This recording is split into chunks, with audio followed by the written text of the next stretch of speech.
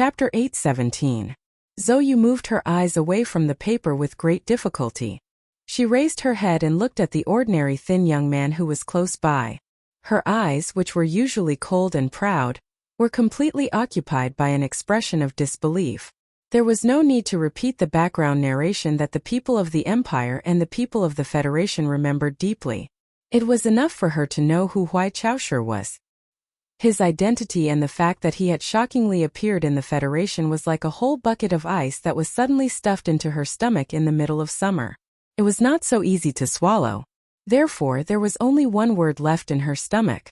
Her brain instantly had 4 deep crosses. It was difficult for her to think. She was shocked, speechless, and could not come back to her senses. Most people would need a long time to digest such a shocking situation, but what Huai Chaoshu lacked the most right now was time. He had taken the risk to enter the West Mountain compound and admitted his identity to Zhou. There was no way for him to spend more time to persuade her. Therefore, looking at her expression, he frowned slightly in annoyance. However, Zhou was Zhou after all. She was not an ordinary person. She made a decision in a very short time. She walked directly to the dressing table, opened the drawer, and took out a small device that emitted blue light. She handed it to Huai Chaoshu and said quietly, "You may need this. Also, do you know the address?" In the late autumn, the first snow fell in the capital. In the dim twilight, the uninvited snowflakes were covered with a layer of light red.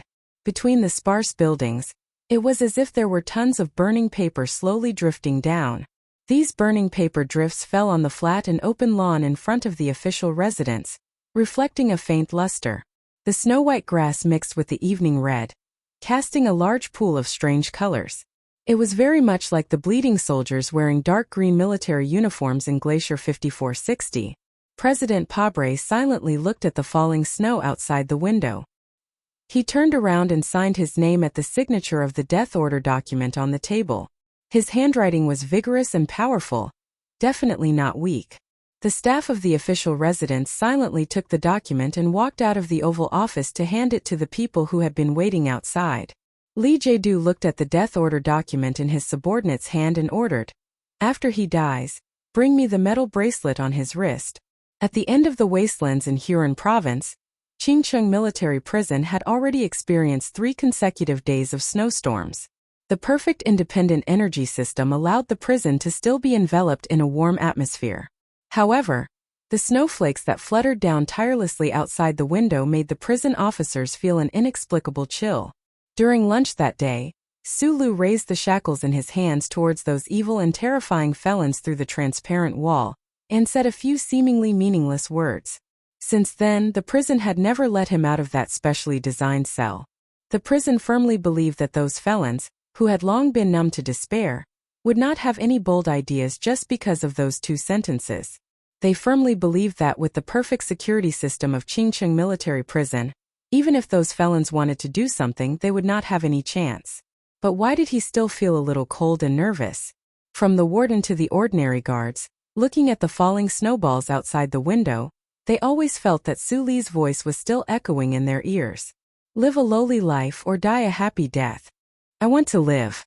These 2 seemingly meaningless words seemed to have become invisible ghosts, drifting around the gloomy and despairing prison. They had drifted for several days, but they still did not dissipate. They constantly muttered and repeated in everyone's ears, buzzing in every dark cell. In a certain cell on the 2nd floor, the burly bald George was kneeling on the bed and praying. His expression was unusually calm and pious.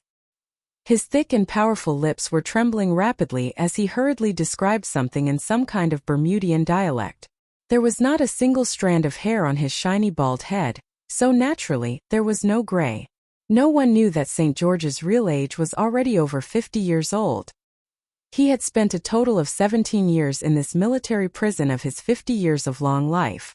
The object of his pious prayer was a portrait on the mottled wall. The portrait was made of very simple red lines. It was vaguely visible that it was a naked and bleeding man, crucified on a cross. The painting of the portrait could be described as crude, but for St. George, who had no talent in painting, it took him a total of 3 years to paint this picture of suffering with his own blood. Thankfully, there was nothing in this despairing prison other than time. George had knelt and prayed in front of this portrait for a day and a night. His knees were already worn out. He finally felt a touch of holy light shining on his sinful body. It was incomparably warm. A fanatical expression gradually bloomed on his pious and horribly twisted face. Great Lord! He almost moaned as he prayed. I saw your apostle. The sun shone on his body that day. The handcuffs on his wrists were shining. Just like what you taught us, as long as we are firm enough. The nails on the cross are the touch of a virgin's fingers, and the handcuffs are the bracelets decorated with gems. George lowered his head. The muscles on his neck that were as strong as iron pillars slowly moved.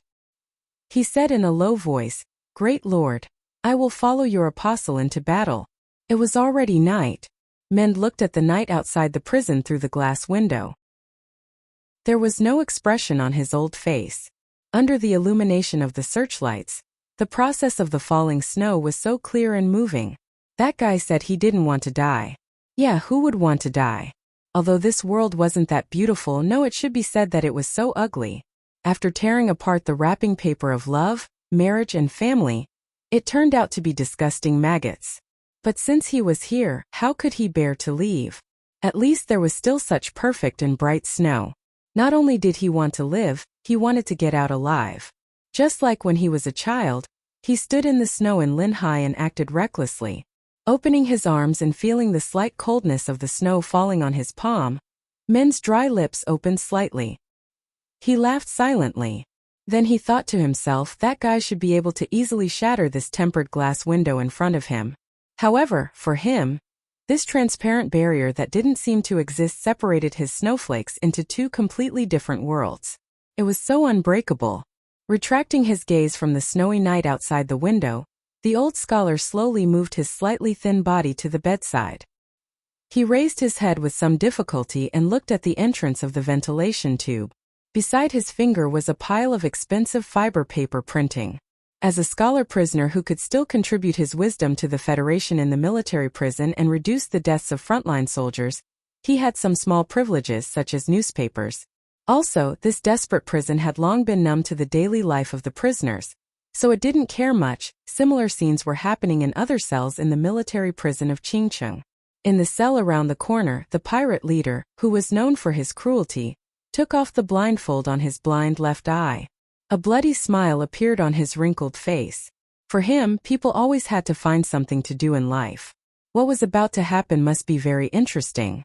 At least he, who was so old that he was about to die, had the opportunity to find a trace of the space air between the Federation and Bermuda. He had the pleasure of crazily robbing the smuggling ships of those big families. In the cell on the third floor with a strange stench there was also an old man. Because no matter how the prison tried to educate him, he was unwilling to increase the frequency of bathing, so the old man's hair was already tangled. It took him a long time to separate the hair with his trembling and skinny hands. He didn't know which corner of the room he was searching for, but he actually found a sharp and hard object. If one looked carefully, they could roughly distinguish that it should be a human calf bone that was sharpened. This was the last carnival riot in the prison a few years ago. The old man secretly took it from a prisoner who was beaten into a pulp. Then he very patiently sharpened it into a sharp bone knife. The metal detector of the prison couldn't distinguish human bones, so he hid it for many years. Under the strict monitoring of the prison, how the old man sharpened this calf bone into a bone knife was the most interesting mystery for the prisoners in recent years. One year, the old voice that had already passed away couldn't suppress his doubts and asked the old man face to face. The old man didn't answer, but just grinned foolishly, revealing a mouthful of intact and strong white teeth. The old man hid his slightly shriveled body under the blankets, using the dim light from the gaps to stroke the bone knife happily. The bone knife had long turned white, and even some black spots had appeared. It had been too long, so long that he himself had forgotten the difficult process of obtaining this bone knife, so long that he was about to forget why he was imprisoned in this prison. The old man's mind was a little confused.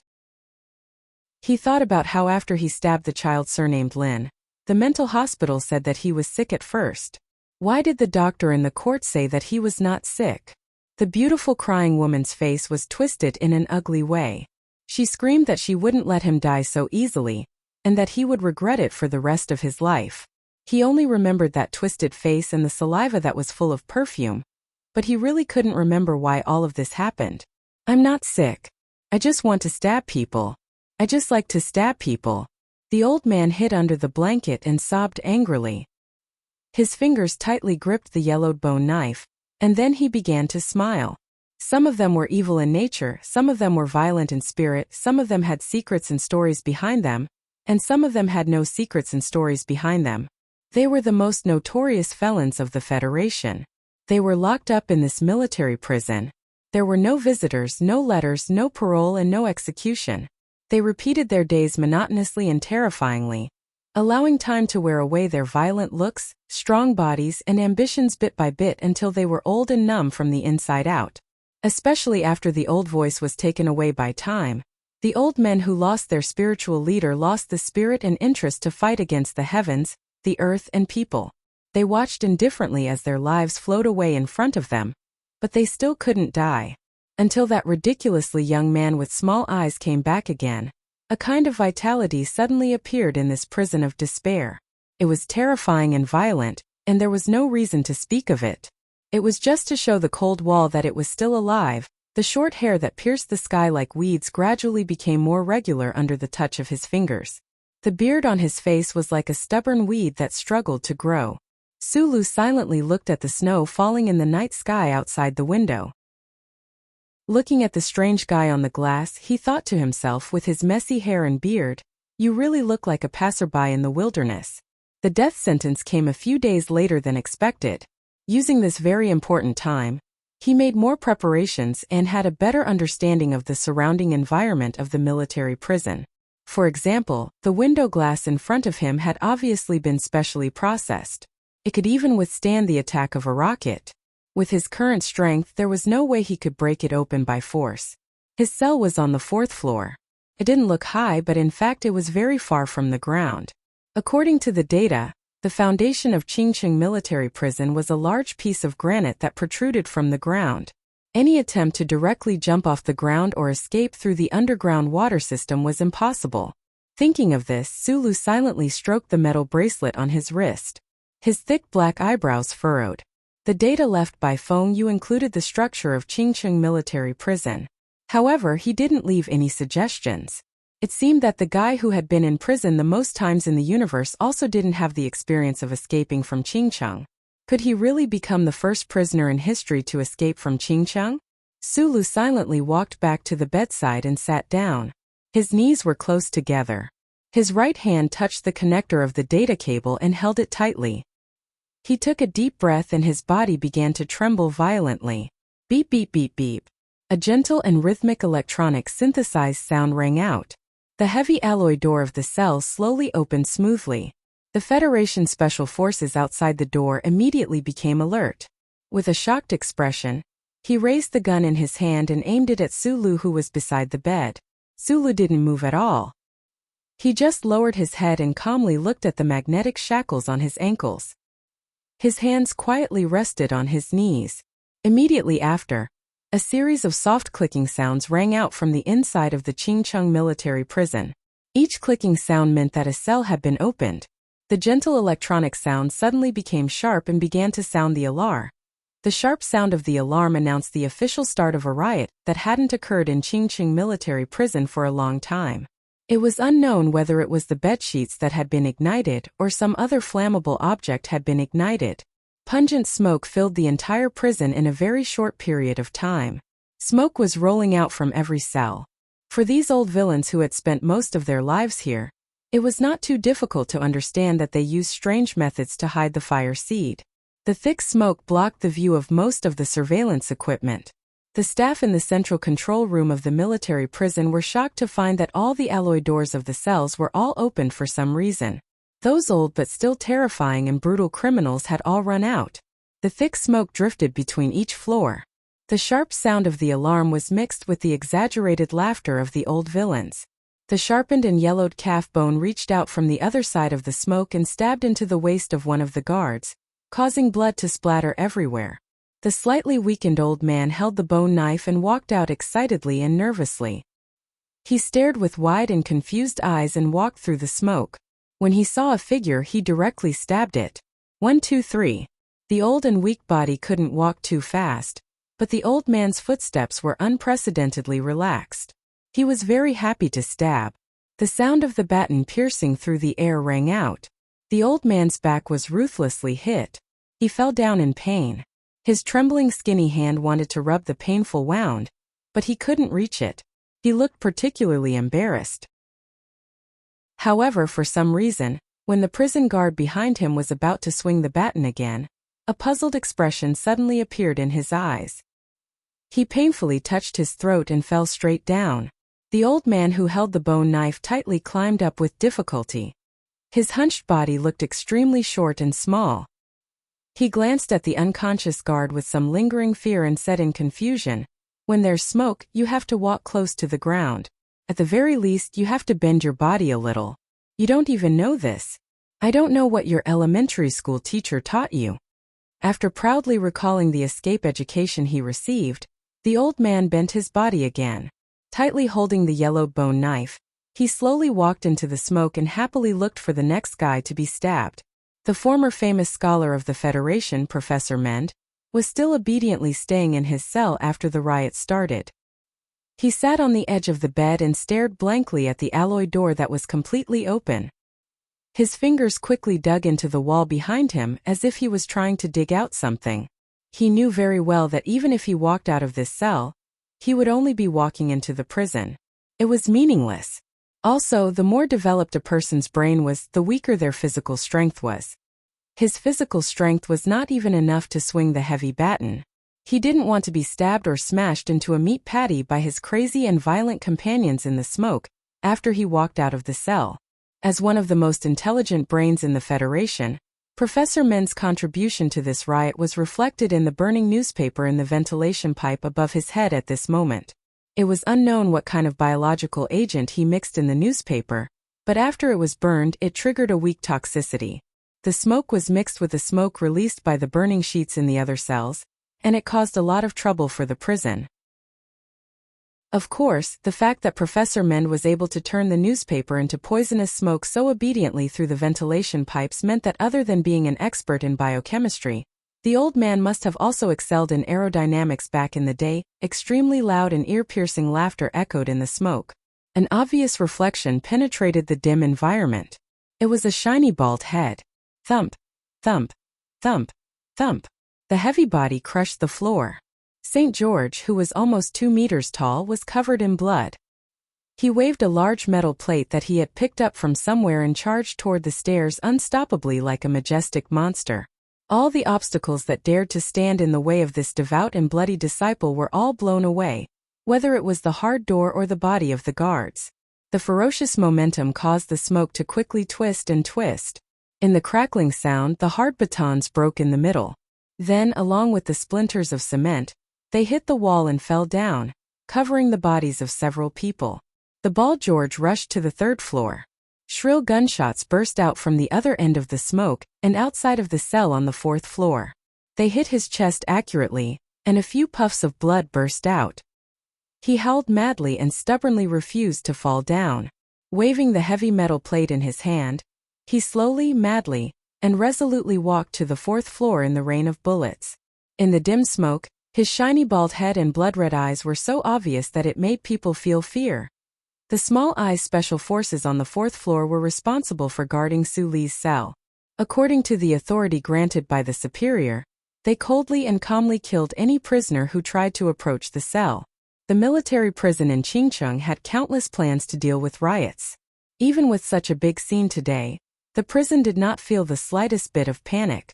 The central control room calmly issued orders. The fully armed soldiers were already on standby in the military garrison area, and were about to enter the cell area. Once the prison troops entered the cell area, after confirming the situation on the 4th floor, they would begin to bloodily suppress this inexplicable riot. However, at this moment, the alloy passage door that connected the military garrison area and the prison area suddenly exploded violently. The huge explosion directly caused the edges of the alloy door to be deformed, and the precision lock was destroyed. The prison troops would not be able to enter the prison area for a short period of time. Goodbye, my dear blindfold. In the smoke, the old pirate leader squinted his blind eye. The blindfold that was no longer there and the fake eyeball was the last resort of this former big shot. He had not had a chance to use it in the past few decades. Today it finally caused an explosion. The prison's detection system captured this scene. Since the induction machine gun suddenly sounded, after a very short click, the old pirate fell to the ground and could no longer get up. He stared at the alloy fence with his turbid eyes and looked at the anxious Federation soldiers on the other side of the fence. He coughed up blood and held back his arrogant laughter. The last resort that he had kept for decades. At least he heard a sound and caused some commotion.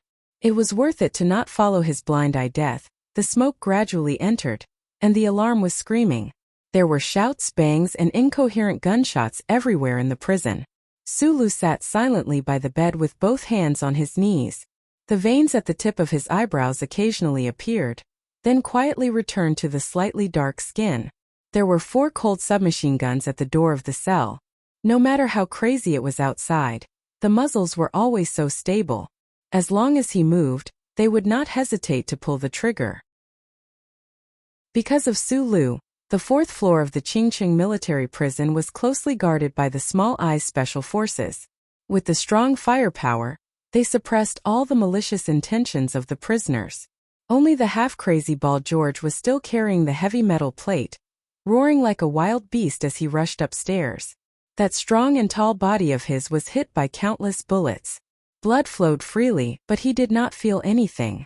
The security system of the Qingqing military prison was completely independent of the Federation's network, but it had a very high-level responsibility. In a very short time, the automatic defense system of the cell area was activated. The backup ventilation system began to exchange air with high power outside the prison. The anesthetic shooting valve next to the dim light in the corner began to shoot intensively. The riot was still going on, but it was obvious that the Qingqing military prison had begun to gradually control the situation. Sulu, who was waiting for this opportunity, and this was the only opportunity to escape, still did not move. Suddenly, a pure white pillar of light descended from the sky, instantly illuminating the dark snowy night and the desolate wasteland. It tore apart and melted hundreds of millions of dancing snowflakes and blasted into the prison of despair. Chapter 8:18. In the outskirts of the capital, deep under the Bureau of Proclamation building, the two-dimensional light screen with the green waterfall of data suddenly froze for a very short time.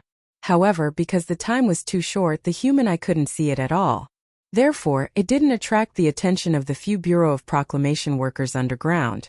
Immediately after, the Federal Central Computer didn't hesitate to use the alarm to express its attitude of being ignored by the human race. The mechanical electronic synthesized sound rang in the Bureau of Proclamation building and underground. Although it was gentle, it created a strong sense of tension. Warning: external data is attempting to invade the core program. Warning: invasion failed. Beginning identification and tracing of data traces. The Bureau of Proclamation building suddenly fell into chaos. From Director Cui Zhedong to the normal screen operators, they all listened to the alarm echoing in the building. Their hearts were filled with infinite shock. Who was able to break through the 81 layers of defense of the Federal Central Computer and directly invade the core program? Although the other party's invasion attempt failed and the old thing began to fight back, which computer expert in human society could reach such a terrifying level? Then something shocking happened. After a short pause, the cold mechanical synthesized sound of the Federal Central Computer sounded again. It even sped up the speed of the sound. Warning: abnormal situation number 73. Serious warning. This is the first sequence of events. The light feather-class battleship Morning Dawn took off from the old moon base and began its routine orbital cruise mission around planet S1. However, not long after the mission began, the officer in charge of determining the route on the battleship discovered an extremely strange situation. The captain of the Morning Dawn stood in front of the three-dimensional space star map and looked at his subordinates with a gloomy face. He sternly scolded. The orbit of the ship deviated by so much. What did you trash eat to grow up? Why did the Morning Dawn come to Huron State? There were more than 2,000 Federation soldiers on the battleship, but no one could answer the captain's stern question. This was because whether it was the orbit calculation or the deviation of the engine, it couldn't explain why such an advanced battleship would mysteriously come to the edge of the atmosphere 70,000 kilometers away from its original target. In a remote cleaning room on the morning dawn, the hard cabin wall had been forced open.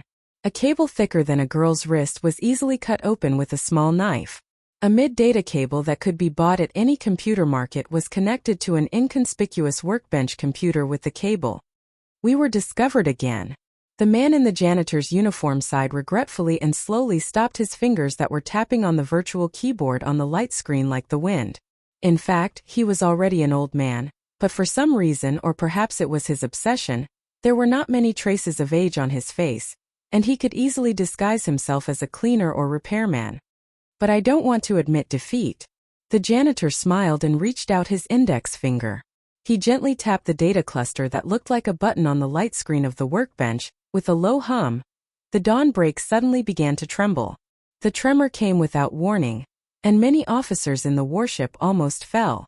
They held on tightly to the edge of the equipment to barely stand, but then they heard the soft voice of the ship's computer, and as many as a dozen officers' legs went soft, and they fell heavily to the ground. The blade-tip main cannon has been fired. Please check the results of the battle. Hearing the gentle confirmation from the ship's computer, the 2,000-plus Federation soldiers on the morning dawn were petrified. They looked at the white beam of light that had just disappeared into the atmosphere in horror. They could not believe their ears and eyes. Was that the main cannon fired by our warship? The captain of the Dawnbreak looked at the light screen with a strange expression. His hands that were hanging by his legs trembled uncontrollably. At this time, not only was his expression gloomy, even the Major General's star on his shoulder seemed to have dimmed. His warship fired the main cannon at the planet where the Federation government was located. Was he trying to rebel? The captain knew very well that no one could bear this kind of responsibility. His military career would come to an abrupt end after he became a major general.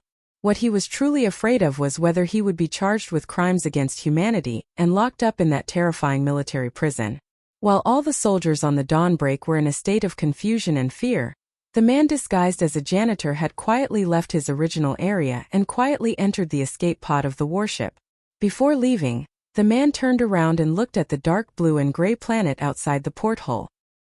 He smiled coldly, revealing 2 rows of ugly yellow and black rotten teeth in his mouth, on a certain planet in Bermuda, in a private space dock.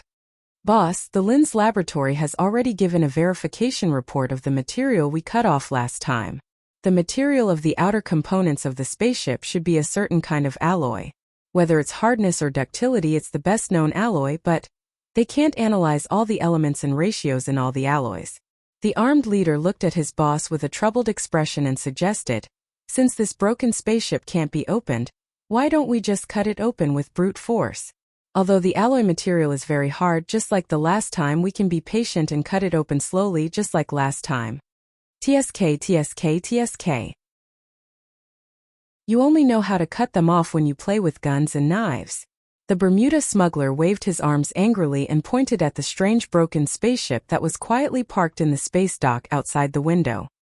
He screamed, "This is a work of art. The most perfect work of art. Do you understand how much technology and aesthetic value this spaceship contains? You only know how to cut it open. Last time when you cut off a small piece of the spaceship, it already made my heart ache. Now you still want to cut it open." The armed leader muttered in a low voice. A spaceship that was randomly put together from a pile of alloy junk. Other than being a little stronger, what's so special about it? Art, my ass, what do you know? The smuggler reprimanded without holding back. Look at the Federation Empire and then look at our Bermuda Empire. The most expensive works of art are definitely the ugliest and most trashy things in our eyes. This spaceship is the same. This smuggler, who had quite a high status in Bermuda, was almost robbed by this strangely shaped broken spaceship during the last smuggling trip. Who knew that the strange spaceship would suddenly lose all its power and be secretly dragged back to his private space dock by the greedy and bold man? In the eyes of the smuggler, this broken alloy spaceship was a work of art. It was also the riskiest and most successful investment in his life. He would not allow anyone to try to harm this treasure with violence. It seems that there is only one way to open it in perfect condition. The smuggler looked at the quiet broken spaceship and said with emotion, "We can only wait for the people in the spaceship to open it themselves." The armed leader held his forehead and said helplessly, "How many days has it been? The spaceship has lost its power source, and the life support system has stopped working. The people inside must be completely dead. They have long become dried corpses.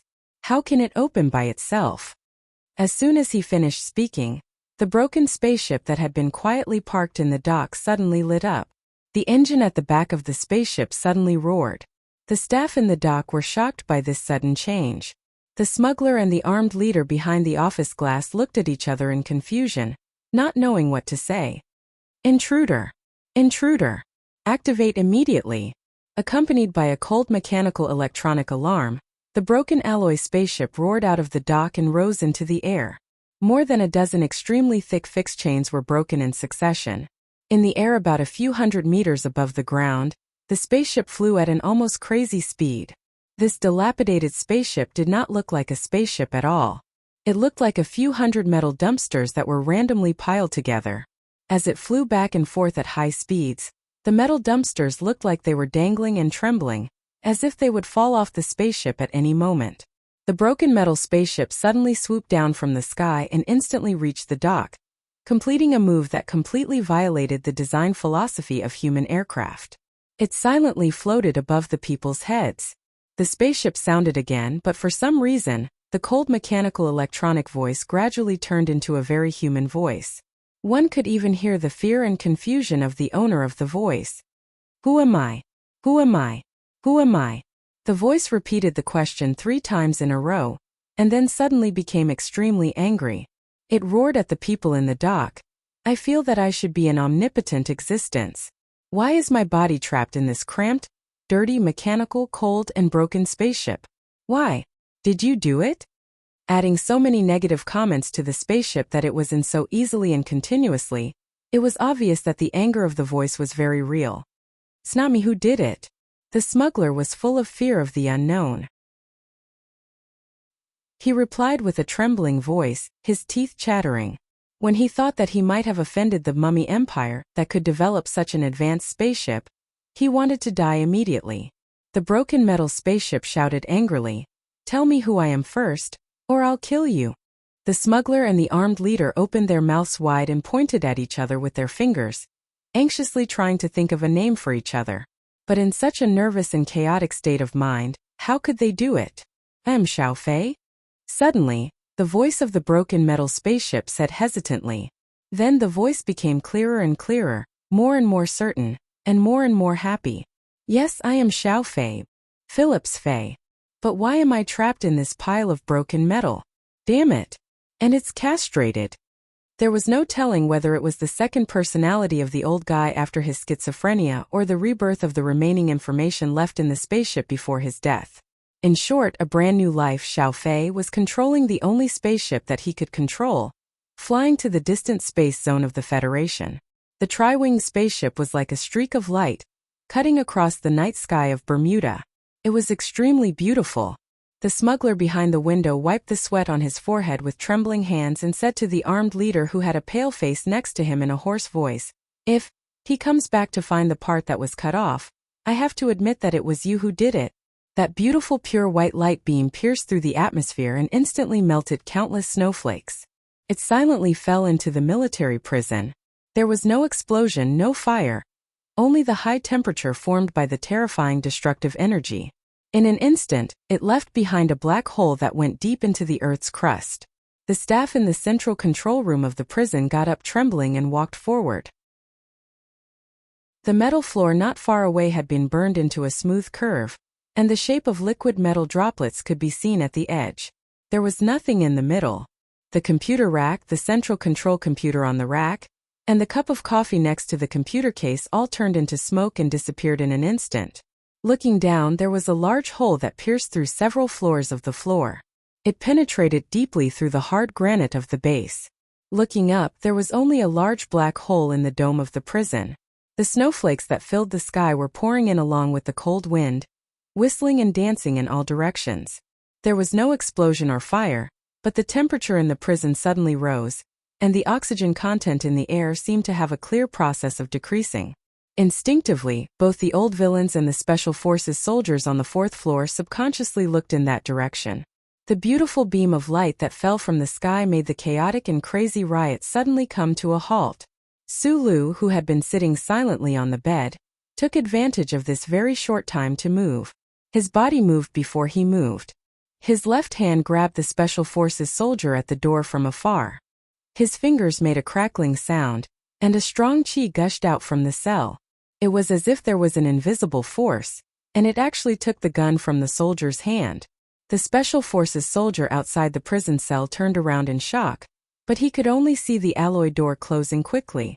Sulu pulled the trigger and destroyed all the monitoring devices in the prison cell.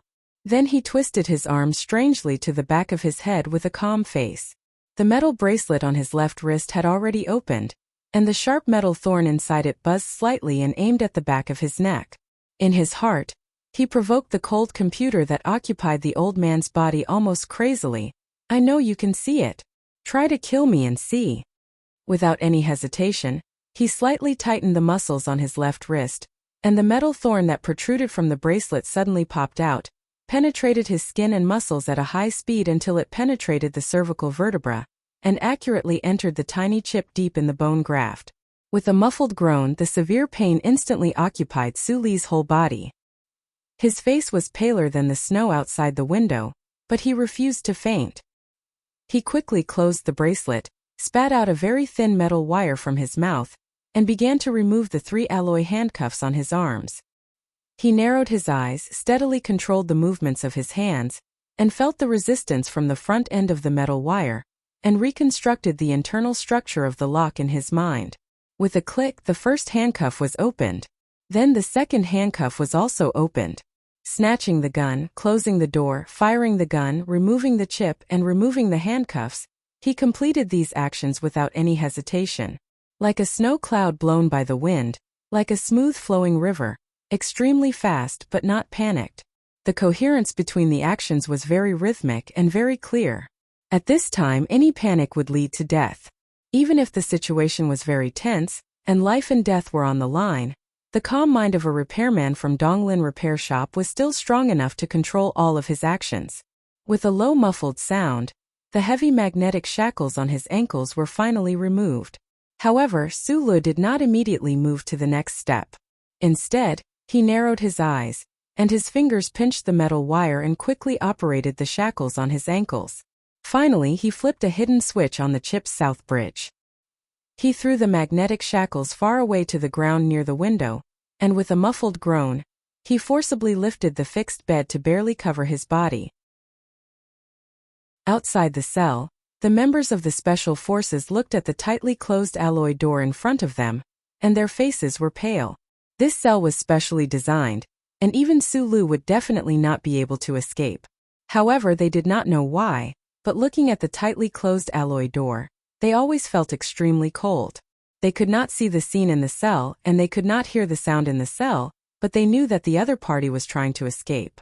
The member who had his gun taken away felt a strong sense of uneasiness and began to madly smash the door. The small red eye pattern on the armband became particularly ferocious and terrifying with the intense movements. The commander of the Special Forces listened to the order from the earpiece, waved his right hand forcefully, and shouted, "Detonate!" Boom! The electrically controlled bomb in the magnetic shackles instantly detonated. The bomb that was enough to blow Sulu into pieces only blew a hole in the ground near the window that was barely big enough to pass through.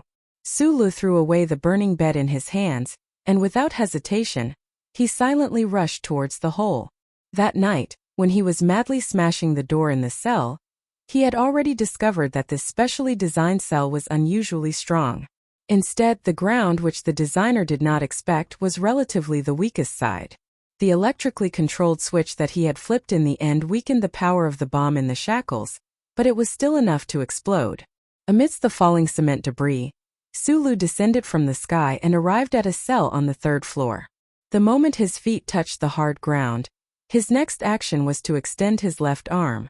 Professor Mend, who seemed to have waited for him for a lifetime, did not show any expression of surprise. He silently patted off the cement debris on his body, walked forward, and stabbed the syringe in his hand into Lu Boyan's left elbow.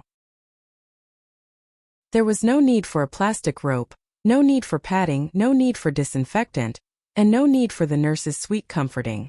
The sharp needle pierced through the cloth accurately and accurately stabbed into Su Li's vein, pushing the medicine in almost violently. Perhaps the needle pierced through the vein wall, and some of the medicine flowed into the muscle, but these two people definitely did not care about these insignificant details. Su Li did not have time to ask Professor Mend where he got the syringe and medicine.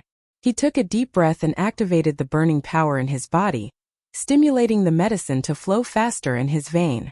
For the past few days, the military prison in Qingcheng had been injecting muscle relaxants into his body. Although he had been resisting with his strong body, muscle relaxants were not biological toxins after all. They were extremely close to the double fiber of his muscles. Without the help of the professor downstairs, he definitely would not have been able to complete the follow-up plan. Professor Min glanced at him, probably wanting to ask what he should do next. The smoke in the corridor outside the cell was gradually fading, and there was already the sound of hurried footsteps. Sulu took the syringe from Professor Min's hand, narrowed his eyes slightly, and looked at the transparent glass on the window. He took a step forward and arrived in front of the glass. It was just a simple step, but the well-proportioned muscles on his body were like breathing steel. Under his skin they tightened and undulated. The majestic power instantly spread throughout his body. Finally, it faintly seeped through the bones of his arm and passed to the needle. The sharp but exceptionally thin metal needle seemed to magically harden at this moment, making a low hum in the air. Sulu silently raised the syringe and stabbed it into the hard-tempered glass. The strength that had increased after the injection was all concentrated on the thin needle tip.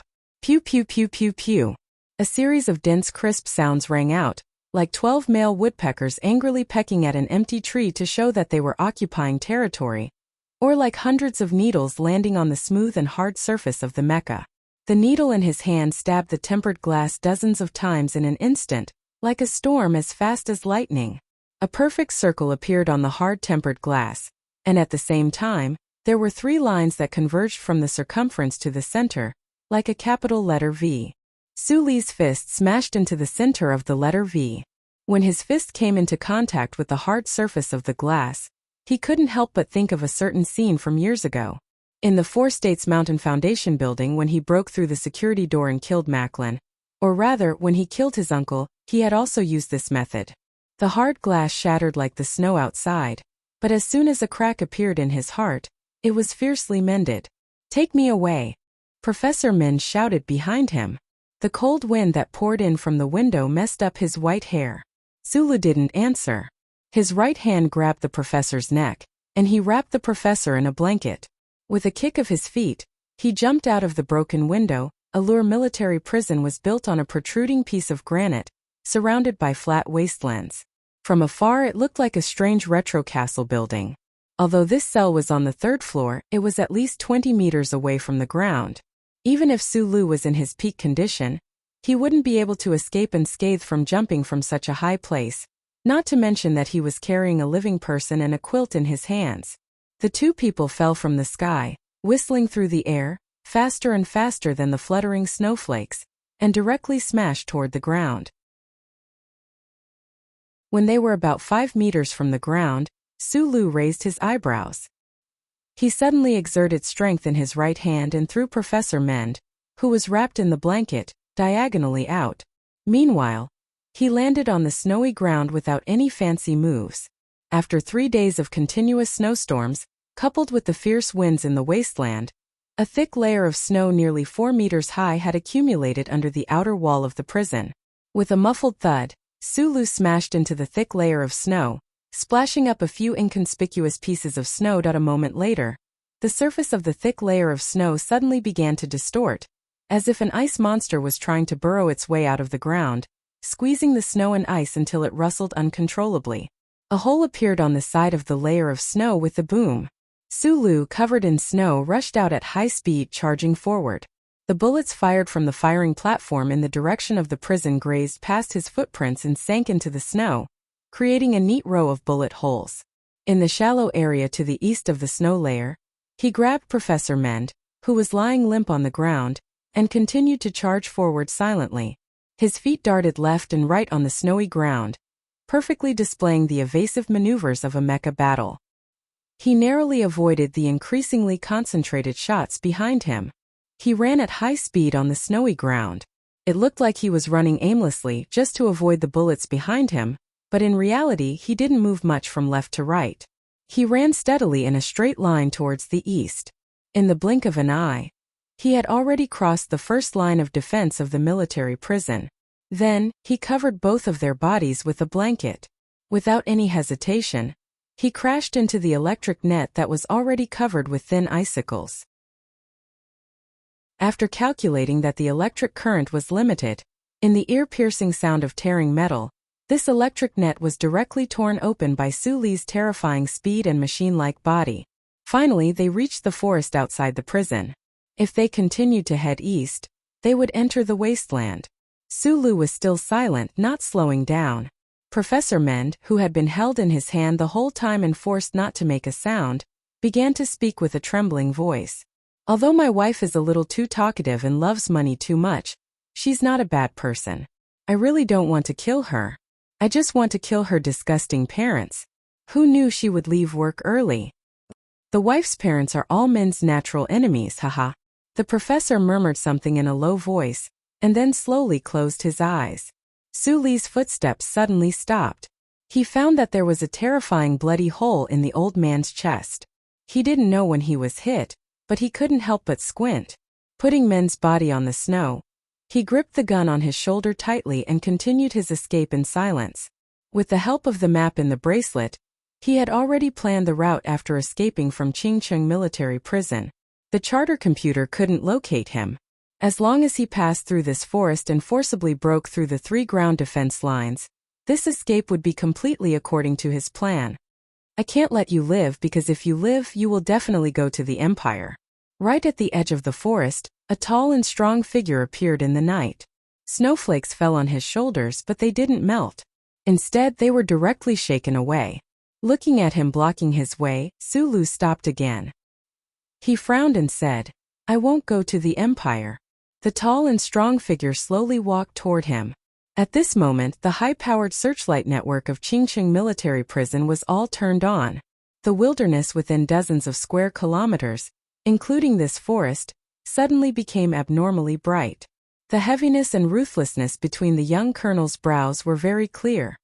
"People of the Empire have to go back to the Empire," Madman Li said with a complicated expression. "The Empire already has a princess. If you were to join us, I won't be able to handle it alone." Su Lu knew what to say in this situation, what to explain, so he just narrowed his eyes, took down the MP5 submachine gun on his shoulder, and pulled the trigger in that direction. Almost at the same time, the Qian light machine in Madman Li's hand also rang. The bright and beautiful bullet tip instantly cut through the already bright snowy night, but it didn't hit anyone's body. This was because when they pulled the trigger, both of their feet were deeply embedded in the soft snow, driving their bodies to abruptly increase their speed and begin to dodge.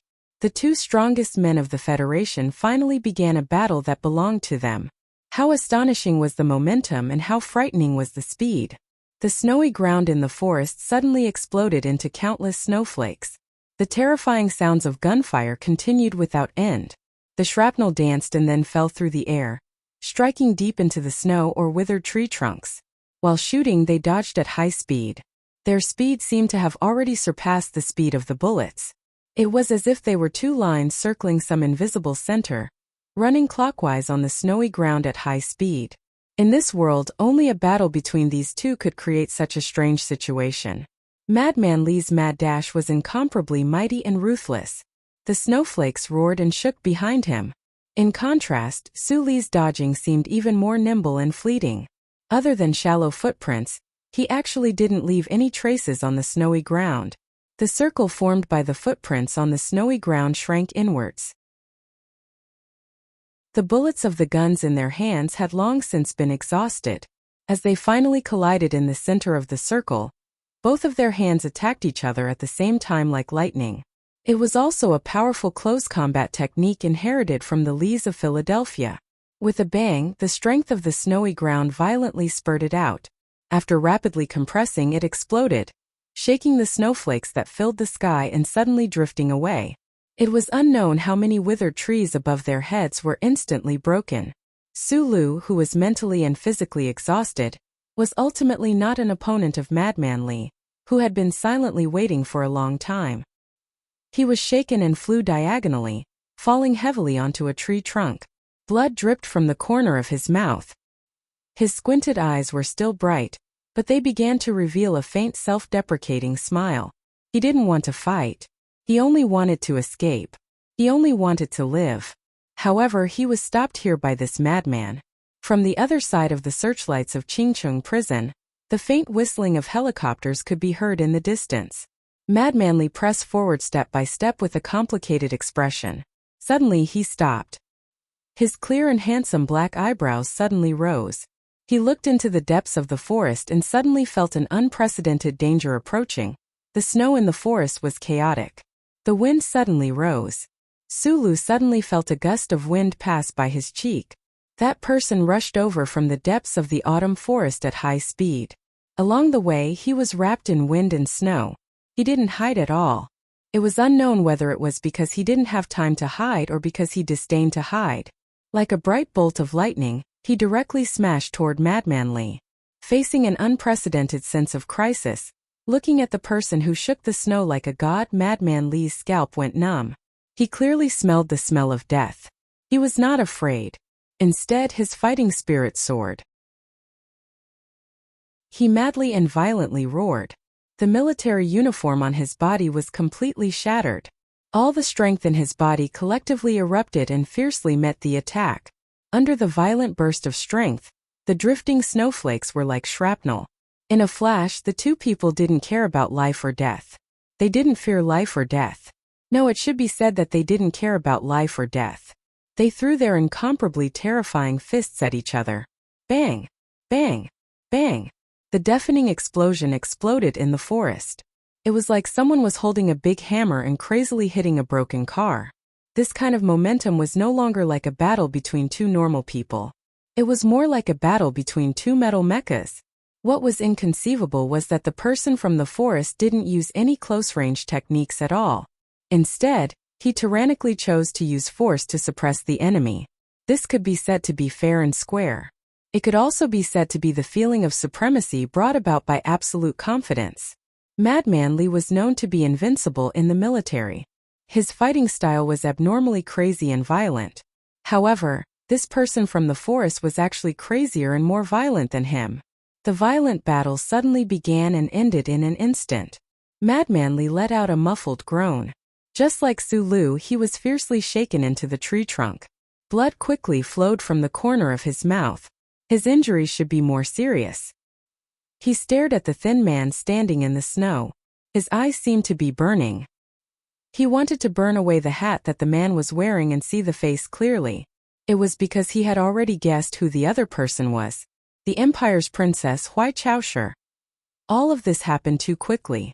It was only now that Hui Chaoshi, who was standing in the snow, recognized who that exceptionally tyrannical Federation officer was. Her eyes couldn't help but narrow slightly, revealing biting cold killing intent. They were the most outstanding experts on both sides of the universe. When they were both very young, they were already lifelong enemies in the eyes of the Federation and the Empire. However, this battle happened without any warning in the snow outside the prison. This battle on the snow couldn't completely reflect the difference in strength between the two sides. Both of them were most proficient in this type of ruthless and crazy fighting style. The most important thing was aura. Madman Li silently waited outside the prison for many days, but he still couldn't develop the determination to definitely kill Sulu. Meanwhile, Hui Chaoshi held the determination to definitely save Sulu. Hui Chaoshi understood this point clearly. That was why when she saw Madman Li slowly stand up and felt the berserk fighting intent that was even stronger than before, she definitely wouldn't underestimate the other party. However, she definitely wouldn't fear any enemy in this universe. Huai Chaoshu stared at the powerful enemy who slowly stood up. Without turning around, she said to the fellow behind her, "Little brother, I'm taking you home." Going home? Sulu silently watched her back. His eyes that were usually as calm as usual no matter what kind of situation he encountered suddenly became a bit muddled and difficult to understand. Madman Li slowly wiped away the bloodstains at the corners of his lips. He stared at Huai Caoshu's face and coldly said, "Your Highness, I don't think you have this chance." Sulu raised his right arm and wiped away the blood at the corners of his lips. He looked at the two of them and suddenly said with a smile, "Madman, now it's your turn to choose. Chase her or chase me." As soon as his voice fell into the chaotic snow, he turned around without hesitation and madly ran out of the forest. Huai Caoshu's reaction was extremely fast. She gave Madman Li an indifferent look before suddenly turning around and madly running west. This was the first time the imperial siblings of the empire officially met. However, in just an instant they once again split up and ran in opposite directions. Madman Li's body stiffened slightly as he stood in the snow. Regardless of which of the two escaped, it was a loss the Federation couldn't afford. Who should he chase? With a roar of grief and indignation, he chased east. There was no reason. If he had to find a reason to choose Sulu over Huai Chaoshu, perhaps it was because compared to the possibility of capturing the Empire's princess alive, he was more concerned about not letting Sulu truly become a citizen of the Empire. The bright searchlight net illuminated the wilderness outside the prison as if it was daytime. From the direction of the prison, one could clearly see that Suli's figure was desperately running on the snow. Although he only had 2 legs, he seemed to be running faster than a helicopter. On the wall on the east side of the prison, there were prisoners slapping the window and cheering loudly as they watched that guy running away. Some prisoners took off their underwear and shook their soft breasts while screaming, cheering for that guy in their own special way. These old criminals who had committed heinous crimes didn't care whether Sulu was a citizen of the Empire or a citizen of the Federation. They only cared about this snowy night and whether that guy could become the first prisoner in history to successfully escape from the military prison of Qingcheng City. In the snow not far from the prison, a few police dogs smelled the scent and led the military police to the body of the former famous scholar of the Federation, Professor Mend. The professor's messy white hair was tangled by the snow. Inside the prison, there were still remnants of smoke. George, who insisted that he was blessed by the holy light, collapsed on the stairs. The heavy metal plate was overturned on one side. His body was covered with bloody bullet holes. His shiny bald head was dyed in blood. Until his death, he didn't make it to the 4th floor. The leader of the interstellar pirates who once roamed the universe panted heavily as he lay in a pool of his own blood. No matter whether it was his eyes that were blind or not, there wasn't much life to be found in them. An old man with a hunched body cowered in the corner of the prison cell. No one knew where the yellowed bone knife was hidden. The long snowy night passed. The sun rose. At the edge of the wasteland was a green peninsula that extended to the sea. The island was filled with lush plants that did not match the season, and was full of vitality. Below the island was a sharp reef. With a bang, Sulu stepped on the wet and soft soil of the peninsula.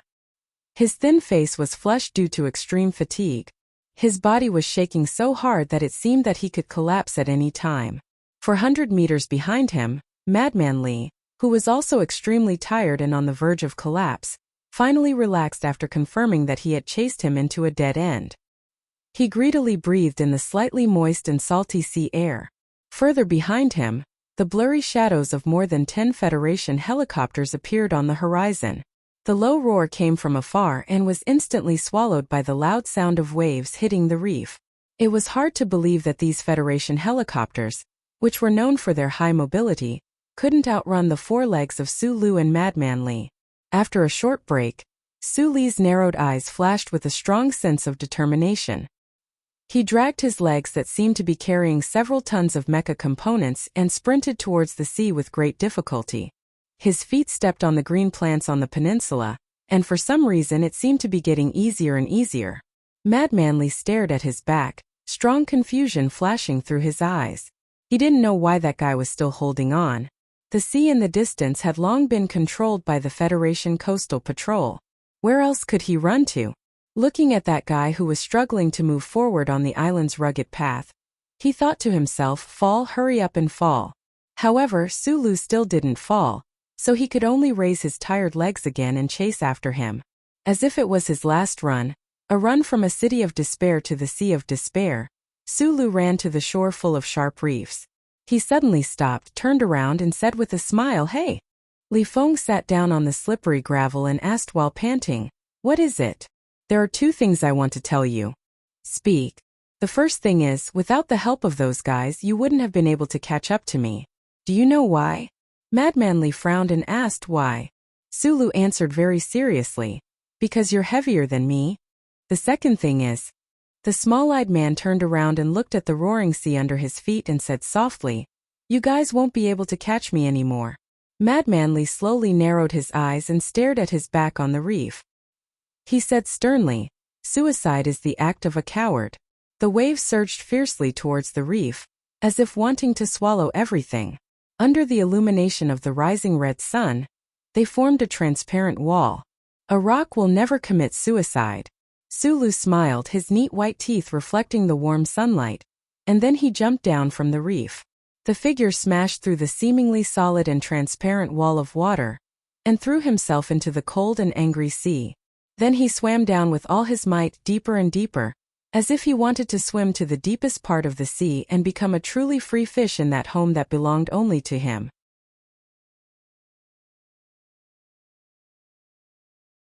Chapter 8:19. The red sun leapt into the sky.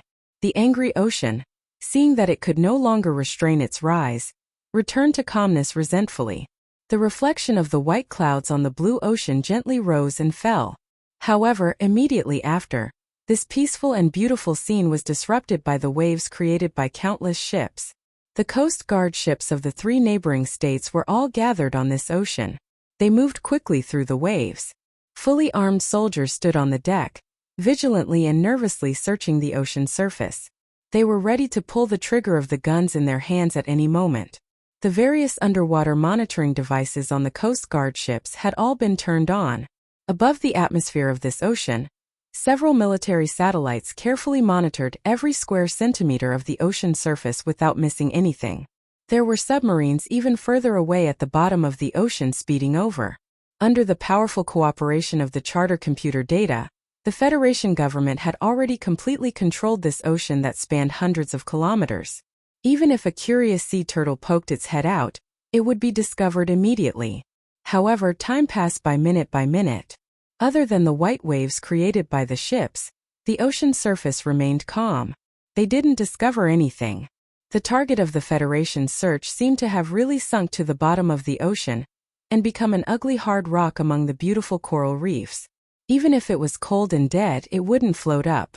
An area of the blue ocean suddenly began to surge violently. A few nearby Coast Guard ships approached at high speed. They released automatic ropes and pulled up the person who floated up. The officials on the ships wanted to ask something, but when they saw the person's expression, they didn't dare to ask. In the snowy forest, the military uniform on his body had long been completely shattered by the energy. Li Feng only had a small pair of underwear on his body. His naked body was suffused with a bronze color. His slowly moving muscles contained terrifying power. Seawater dripped down from his hair and brows. His entire body was soaked. He looked particularly wretched. "Where are you hiding?" He raised his brows and looked coldly at the calm ocean surface. His sharp gaze seemed to penetrate the ocean and land on the deepest part of the beach. Gradually, the sharp gaze dimmed. Li Feng felt incomparable disappointment and anger for unknown reasons. He let out a violent roar and swung his fist down heavily, creating a terrifying hole in the deck beside him. From the wasteland to the east, one would reach the ocean. The extension of the continental shelf here was particularly magical. Less than 2 kilometers from the beach and the reef, the seabed would rapidly sink, forming a deep trench with an average depth of more than 2 kilometers. This was the famous Naya Trench in Huron State. When making an escape plan, Sulu did not hesitate to choose this sea as a transit point to avoid the glory of the charter. The charter computer seemed to be everywhere and omnipotent, and even in the vast space there were not many gaps. However, when it came to the deep blue sea on the surface of the planet, there was still not much that could be done. The blue seawater seemed gentle and transparent, but it was the biggest challenge for human technology. As long as the target entered the depths of the seawater, it would be difficult for the monitoring instruments of the relevant ships to obtain an accurate image. It was the same for the high-precision military satellites outside the atmosphere. In other words, the glory of the charter could not completely illuminate this blue sea. Sulu might have dived to the real bottom of the Naya Trench, which was as deep as 18,000 meters. The heat loss caused by the low temperature was not considered.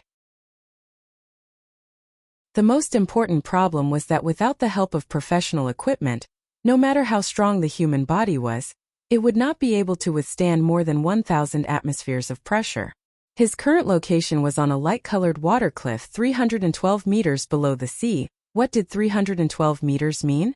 The Federation's record for weighted diving was 110 meters, and the record for unrestricted free diving was 199 meters. Even the best divers would only accelerate to a certain position with weights on their backs when they were doing unrestricted free diving. After that, they would immediately throw away the weights and quickly rise to the surface of the sea. No one dared to stay in that kind of extreme position for too long. According to legend, the brave person who set the record for unrestricted free diving in the Federation was intoxicated by a certain light in the darkness of the seabed when he was trying to break the 200 meters record. He stayed there for a moment and became a heroic soul in the blue sea from then on. And Sulu was sitting cross-legged with his eyes closed on the cliff 312 meters under the sea. No one knew how long he had been sitting there. His skin had been soaked in the sea for too long. It was pale white and was about to lose its elasticity. However, the muscles under the skin were still very elastic. They contracted and relaxed rhythmically as if they were alive. They resisted the omnipresent pressure of the bottom of the sea. His bones, which were several times harder than normal humans, did not feel any pressure at all. His lungs were filled with seawater. There was no trace of air, which balanced the pressure inside and outside the body. Therefore, there were no tiny bubbles escaping from his mouth and nose. He slowly raised his head and squinted his eyes to look up. His eyes penetrated the dark blue seawater and caught all the light. He stared at the distant sea that was about to become a hole. Madman Li had been here before. She was more than 100 meters above his head. She did not notice him at all. Even if she saw him, she would probably only think that the messy short hair was the seaweed that stubbornly survived in the sea. After all, no one would have thought that someone could dive so deep into the sea. There was no need to deliberately control it. The scorching power turned into countless fragments and wandered in Suli's body, making up for the damage and providing the oxygen needed for survival. On the Empire's Red Rose, he was interrogated by the experts of the Intelligence Bureau using water torture. At that time, he was already able to stay in the water longer than normal people. Later, he was reborn in the hospital bed of the Empire. His meridians were shattered, but he made another breakthrough. After escaping into Feng Lake, he was able to swim freely like a fish. This was a very strange state. Sulu, who was in this state, had never figured out whether he was squeezing the oxygen in the lake and seawater through his skin and lungs, or the magical genuine qi in his body directly turned into the oxygen needed by his body. However, this was not important. He only needed to know that he could survive in the sea for a long time, but the Federation government did not know. This was enough. It was because of this magical ability that he chose the Naya Trench. Or it could be said that the Blue Sea chose him. Then he became the first person in history to successfully escape from the military prison of Qingcheng. On a certain remote beach, countless water droplets suddenly dripped down. The soft and delicate beach was hit so hard that it looked like the bandit sign of a famous interstellar pirate. The coconut trees did not feel the cold of the north at all and stood proudly in the wind. The sky was full of wind and rain. Someone was coming from the sea. The tired figure directly broke through the waves and walked to the beach. The bare feet that were soaked stepped on the wet and soft beach. It was like stepping on a hot redstone. It was extremely painful. Maybe it was because of the pain, or maybe it was because he had just completed 20,000 miles under the sea. The magnificent feat was too weak and tired. When the figure just walked to the beach, he obviously could not control his body and stumbled. It was not until he ran into the shadow of the coconut forest that his movements became coordinated and faster. He opened the bracelet and opened the map. He squinted his eyes and carefully checked for a few minutes to make sure that he did not deviate too much from the planned route. This coconut forest beach had not been developed yet and was a low surveillance area. Relying on the unkillable cockroach spirit and the breath in his chest, he valiantly moved his feet again. He desperately accelerated and rushed to the coconut forest. Running out of the coconut forest, a vibrant green came into view. There was also an electronic wall. The charter laws of the Federation were as complicated as the stars and as vast as the sea. However, whether it was the former dynasty or the later Republican Federation, His Majesty the Emperor and the Parliament had overturned many old laws and made new laws. Other than the unshakable First Charter, the only laws that could be maintained from generation to generation after the catastrophe to the present were the citizen privacy regulations and the wildlife protection regulations. The electronic walls that covered all the regions of the Federation strictly separated the human society from the wildlife protection areas. The area of the protected area was extremely large, so the length of the electronic walls was even more astonishing. Some busybodies had done some calculations. If the electronic walls of the 3 regions of the Federation were connected, they could connect S1 to the 2 moon bases.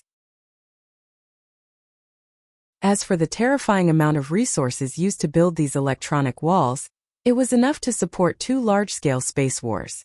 The walls made meat lovers who followed their instincts extremely painful and angry.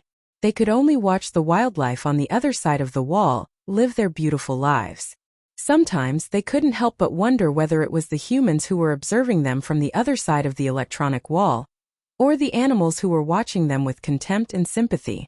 The walls gave rise to the underground black market of wild meat in the various regions of the Federation. Wealthy families who had the ability to ignore the HTD Bureau domesticated animals in their own manners, and then sold them to secondary street vendors. However, not many people dared to cross the long wall because the glory of the charter was watching everything indifferently. Sulu was an exception.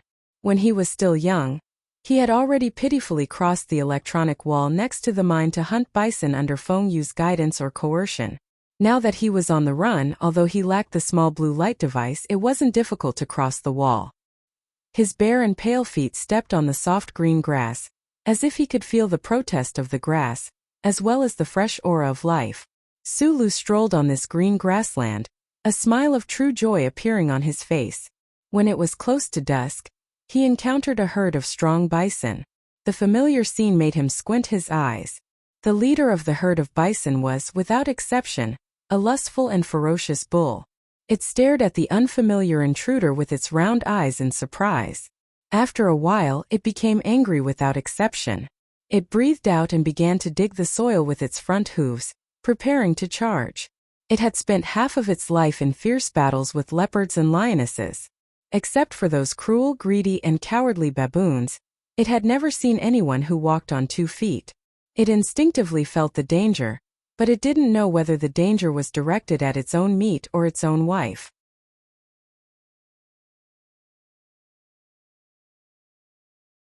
Chapter 820. Sulu had no interest in cows even if they were cows. For him, whose hunger had reached an unbearable level, the only thing that could arouse his interest now was everything that could be eaten, including the bewildered and ignorant bison in front of him.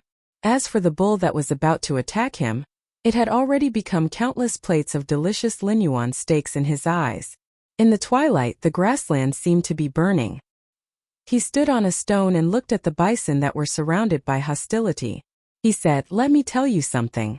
He said, "The people of the Imperium said that the Federation attacked them because they wanted the crystal mine. The people of the Federation said that they were brutally slaughtered by the people of the Imperium when they went to the scientific research, so they attacked them back. Some people say that this is competition, a living space. I don't know if this is right, but I think that if you are strong, you should get more food and more beautiful women. Look just like you." He looked at the leader of the bison that was getting angrier and angrier. He spread his hands and said, "Then why do you guys have so much land? Why does the Federation have to build such a long wall? I am stronger than you, so you should just let me eat you." At this time, the grassland in the twilight seemed to have turned into a wide square. The rock under his feet was the rostrum, and the bison were the bewildered audience. He had just made an extremely retarded speech. Whether it was the content, the choice of audience, or the environment, they were all extremely retarded. From another point of view, it could be said that he was pretending. Sulu was a person with such a temperament. It was just that the mental shock he had received these days was too strong, and he had been holding it in his chest and abdomen. Until now, he had vented some of it by giving a speech to the bison. Otherwise, he might have been suffocated to death before he was caught by the Federation government. Giving a speech to a bison was essentially no different from playing the lute to a bison. Since the angry leader of the bison couldn't understand his words, it naturally wouldn't walk to the front with tears on its face and kneel on the ground to offer its own flesh and blood. Instead, it let out a crazy howl and rushed over with its head down. Its sharp and hard horns seemed to be stained with blood in the twilight. Then it turned into fresh, hand-torn beef. His fingers sank deep into the soft and slightly warm beef. He tore the beef into strips and sent them into his mouth, chewing them until they were like mud. Then, he slowly swallowed them into his stomach, nourishing his stomach that was about to wither from hunger. He leaned against the tree trunk and ate silently with his head lowered. From time to time, he would grab the grass beside him and wipe off the blood on his hands. He did not pay attention to the cow that was looking at him in horror not far away. In the interior of the wildlife sanctuary, there were not as many surveillance cameras and GPS chips as there were in the city. In addition, the Federation government definitely would not expect him to appear in this grassland, so there should not be any highly sensitive military satellites in the night sky above his head. However, Sulu still did not dare to light a fire. A fire in the dark would undoubtedly attract the attention of the Federal Central Computer, so he could only eat the raw beef in silence. If he chewed the fresh beef for a long time, there would be a faint sweetness, but he still felt a little disgusted. The main reason was that when the strips of meat were chewed by his teeth, there would always be some blood at the corner of his mouth. Fortunately, there was a small stream not far away. Otherwise, he would not even be willing to give up the blood. Too primitive, too barbaric, too bloody.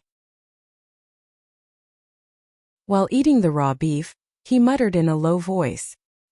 He did not stop eating until his empty stomach was almost 80% full. As if he had completed the most difficult task, he walked to the stream to drink water. He simply washed his face, tiredly lying on the grass, and casually pulled a few handfuls of wild grass to cover his body. After escaping from the strict military prison and the fate of death, he came to the quiet grassland. The combination of physical exhaustion and mental relaxation made him unable to sleep. He was not worried about the eyes that were staring at him in the dark, whether they were lions, jackals, or tigresses. The heavy bison corpse at the edge of the forest was a deterrent to all the most ferocious beasts. Compared to the beasts inside the wall that knew fear, he was even more unwilling to face the stubborn humans outside the wall. So at this moment the relaxation was so real.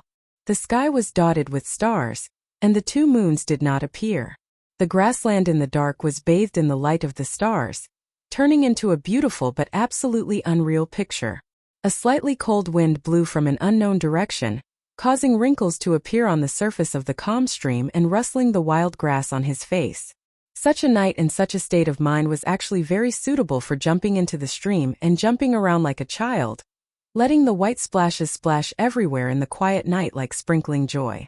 But Sulu just lay there calmly, narrowing his eyes and looking at the stars in the night sky above his head, counting them over and over again.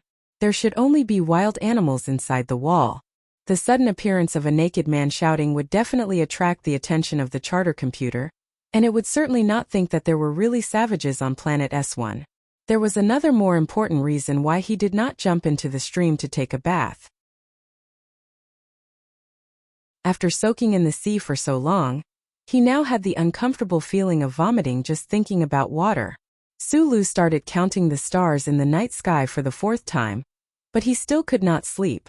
The exhaustion in his body was completely opposite to the relaxation and joy in his mind. He could not help but think of the people outside the wall again, especially those he cared about. At this moment he wanted to know the whereabouts of Hui Chaoshi the most. The government's pursuit of her was definitely far more intense than his own. An imperial princess appearing on planet S1 would definitely cause the most frenzied response from the Federation, and she would definitely not be allowed to leave the capital ring alive. Other than that spinning cup of tea, Sulu had not seen the powerful strength of Li Pifu, the god of war.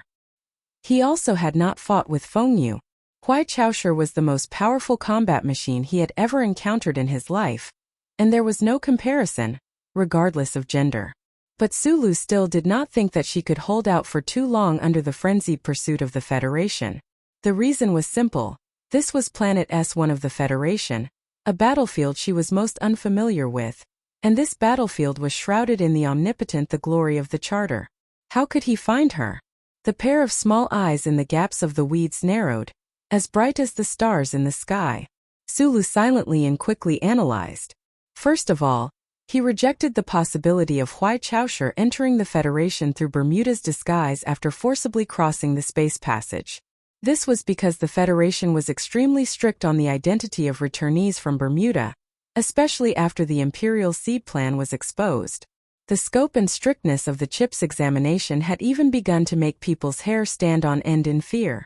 Since the 37th constitutional era, only 2 groups of imperial people had successfully arrived at the Federation's capital ring. The first group was the official diplomatic mission, and the second group was the negotiation team of the Underground Resistance Organization. Sulu narrowed his eyes and gradually approached the truth of the situation. He did not think about how Huai Chaoshu had infiltrated the diplomatic mission of the Underground Resistance Organization. He only needed to think about how she had left the diplomatic mission and arrived at the snowy ground outside the military prison of Qingcheng.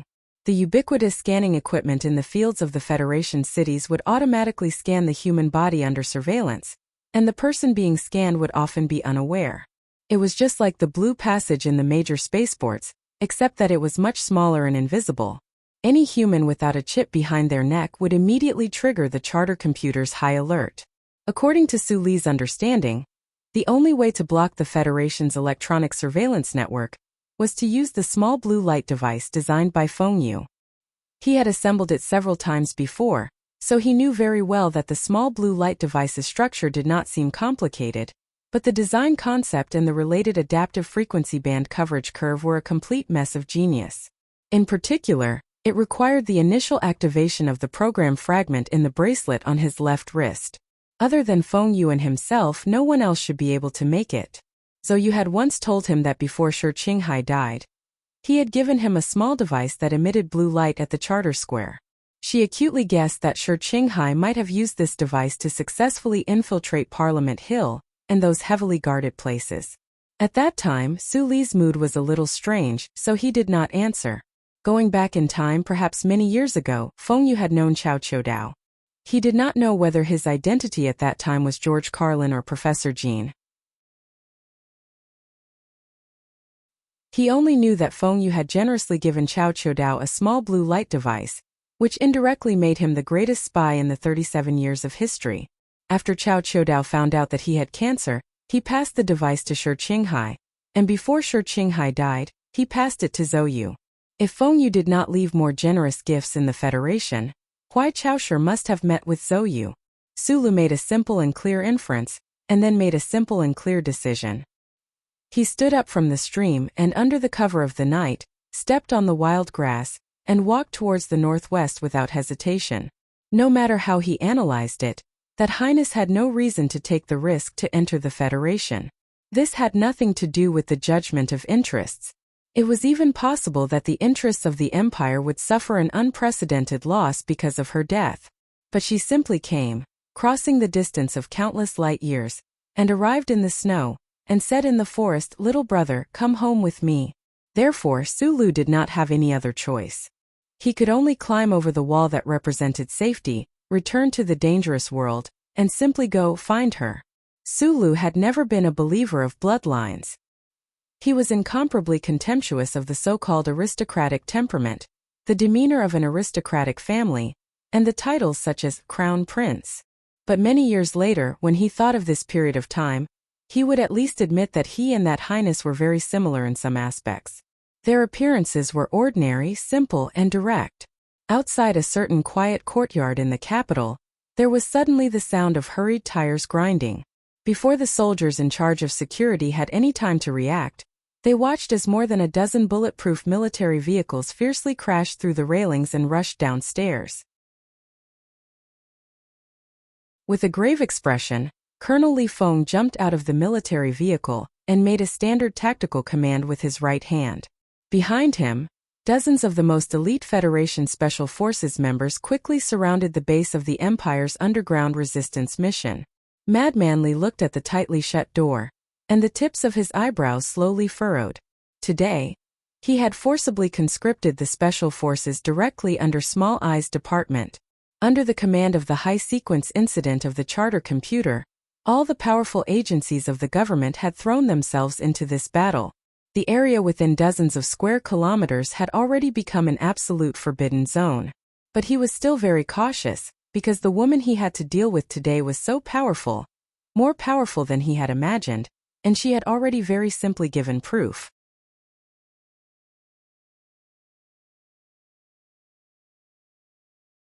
Chapter 821.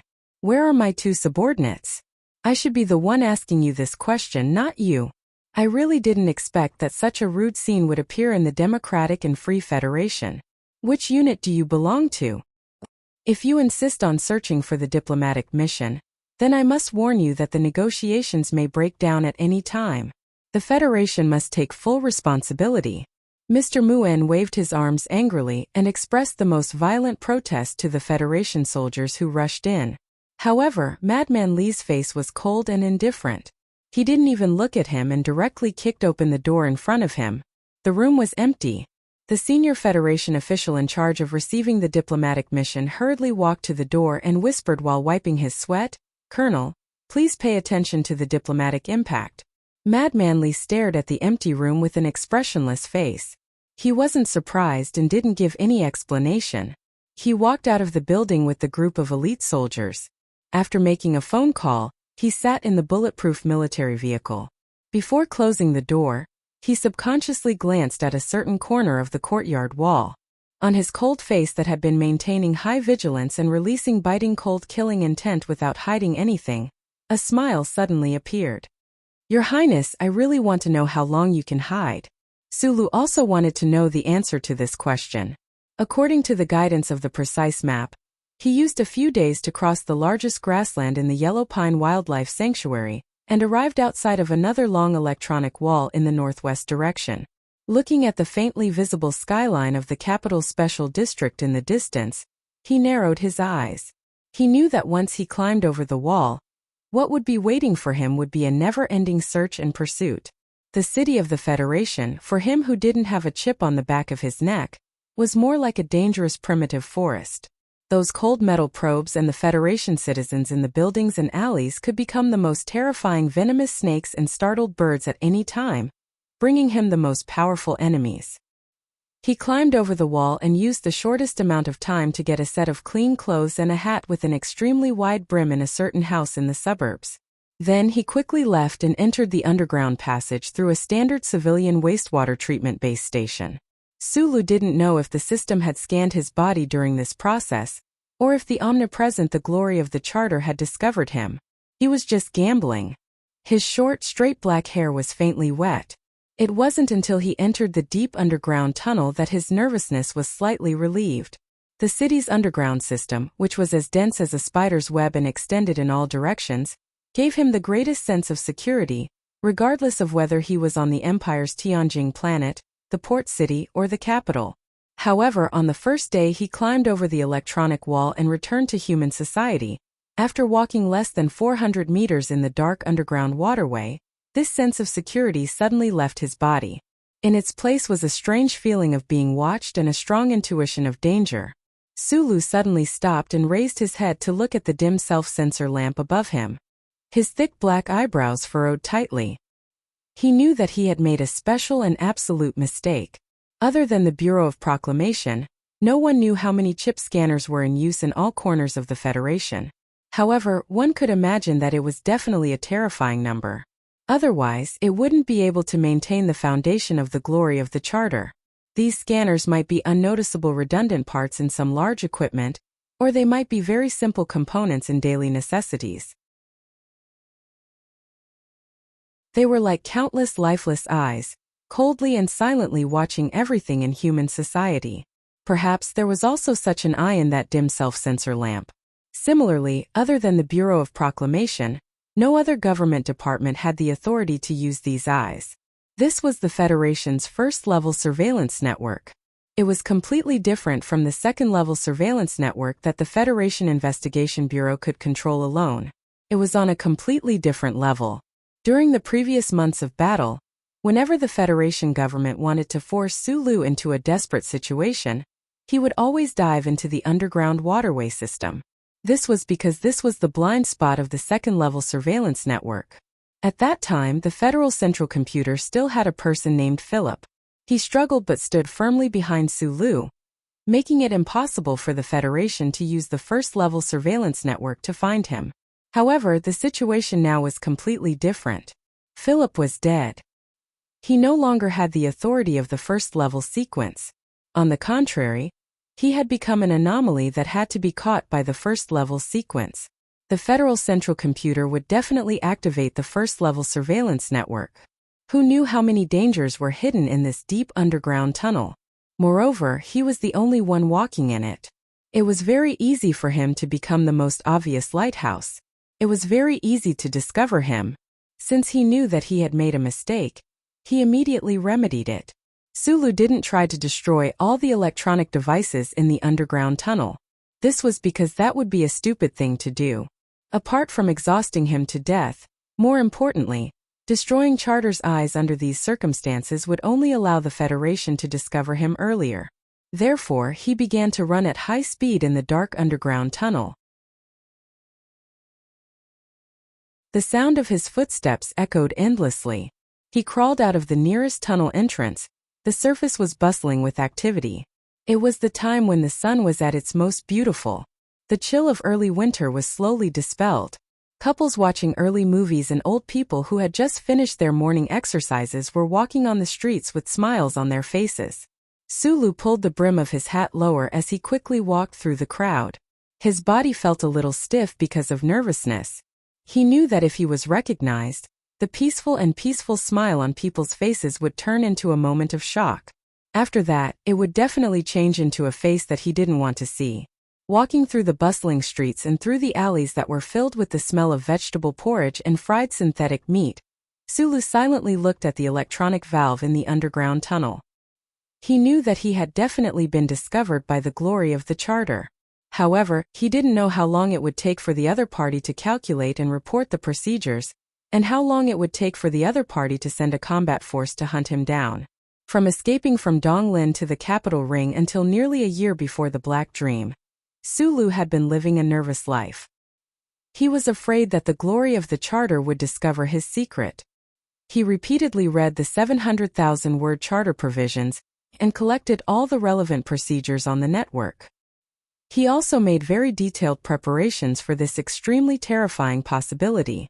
In a sense, other than Feng Yu, Sulu was the human who understood the operation of the glory of the Charter the best. He even understood it better than the employees of the Bureau of Proclamation. Because of the old thing, he didn't have the opportunity to use this knowledge and countermeasures in the past few years.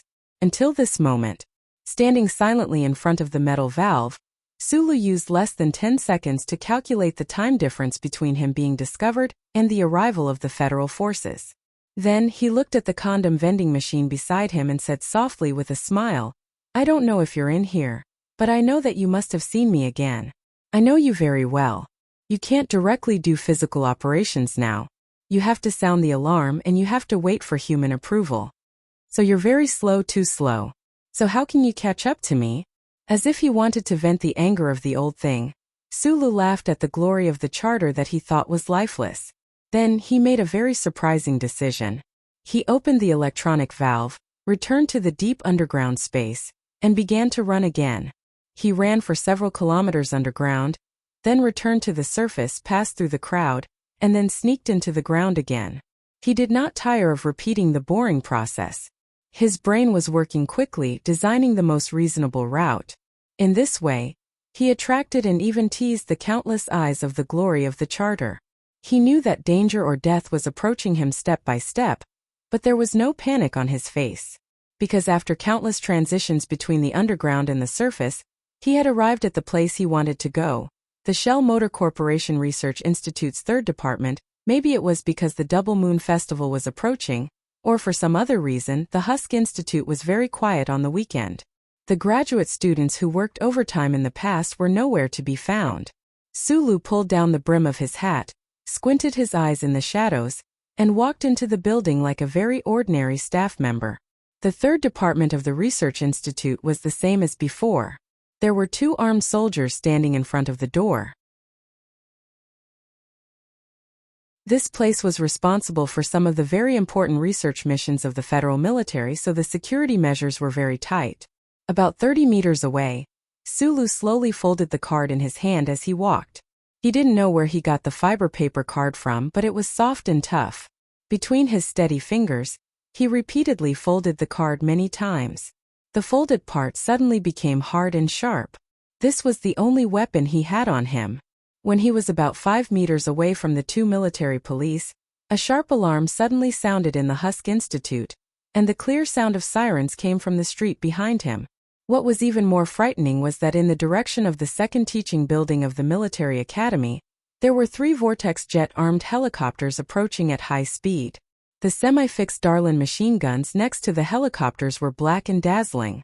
Finally, they caught up with him half a minute earlier than expected.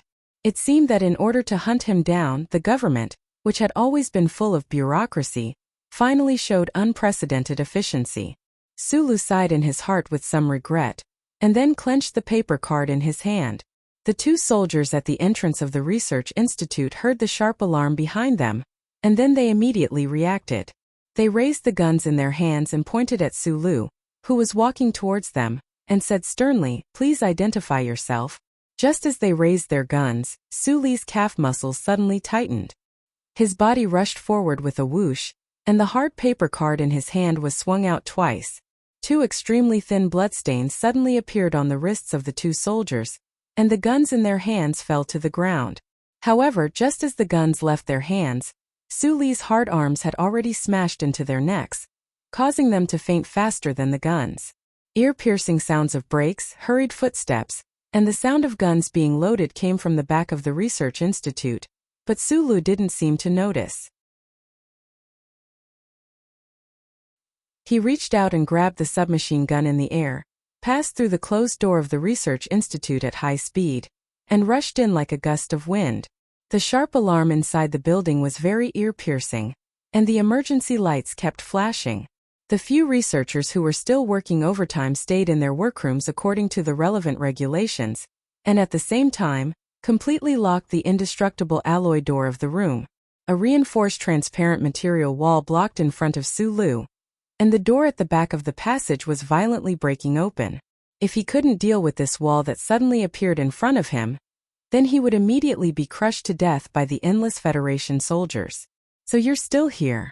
Sulu looked at the peace axe that had been silent for too long on the wall, and said silently in his heart. Then he took it down and violently chopped down on the reinforced transparent wall. 3 muffled sounds of the axe striking rang out, and countless fine cracks appeared on the solid transparent wall. An instant later, it collapsed with a rustle, splattering everywhere on the ground. Holding the peace axe and continuing forward silently, Sulu seemed to have returned to that night many years ago. Back then, in order to stop Lin Yuanhu from stealing Professor Shen's data, he used this axe in his hand to forcefully chop forward, and in the end, the chop gave him the life of an outstanding general. Any problem that was difficult to solve could only be solved with violence in the end. This wasn't Sulu's life creed, but his instinctive reaction after Professor Shen passed away. The 2-story workshop that originally belonged to him should have long belonged to someone else, but Sulu unexpectedly found that the electronic door's password was still the same complicated string of numbers from back then, without any changes. Throwing the heavy peace axe that was no longer of any use to the ground, Sulu walked into the workshop that he hadn't returned to in many years. Looking at the holographic screen table and large workbench that didn't seem to have changed much, he vaguely understood that this should be the additional result brought about by the successful development of the MX mecha. The success of the MX Mecha was the most important gain of the Shell Motor Company in recent years, and the most important factor wasn't the engineering department, but Professor Xinyulin's theories and the last assistant or student in his life, Su Lu. When Dean Lin Yuan, whose reputation was ruined, Professor Shen was pushed back to the altar by many of the scarecrows on the wall, and after Su Lu became a hero of the Federation, this workshop that had been forgotten for many years naturally became a legendary place in the Shell Motor Company. In fact, in the hearts of the younger generation of scholars, this was already a holy land, and naturally required special protection. Regarding these matters, Su Lu had heard some of them from the CEO of Shell Motor Company, but he hadn't paid much attention in the past. Today, however, he discovered that the company's preservation of this office provided a lot of convenience for his plans. With a sudden force of his arm, the hard alloy floor was lifted up, revealing an extremely simple-looking small instrument. There was no dust on it, but there were no signs that it had been activated. Su Lu took the small instrument and walked up to the second floor, smiling slightly. It was as if he had brushed shoulders with the old professor smoking at the top of the stairs, as if he could still see the clear yellow spots on the old man's face. He entered the ventilation duct in the ceiling and forcefully broke through the brick wall at the back of the research institute. He dropped down from a high place, and just as his feet touched the ground, a tyrannical force suddenly erupted, turning the downward momentum into horizontal movement. With a boom, he knocked away several Federation soldiers who were setting up an ambush circle, and like a violent shadow, he rushed into the distance. A moment later, Su Lu appeared on the campus of the First Military Academy. The forest in the early winter still retained a rare hint of green. He crossed his arms and slowly walked around the lake tower, as relaxed as a tourist. With his hands in his pockets, the small instrument emitted a strange blue light.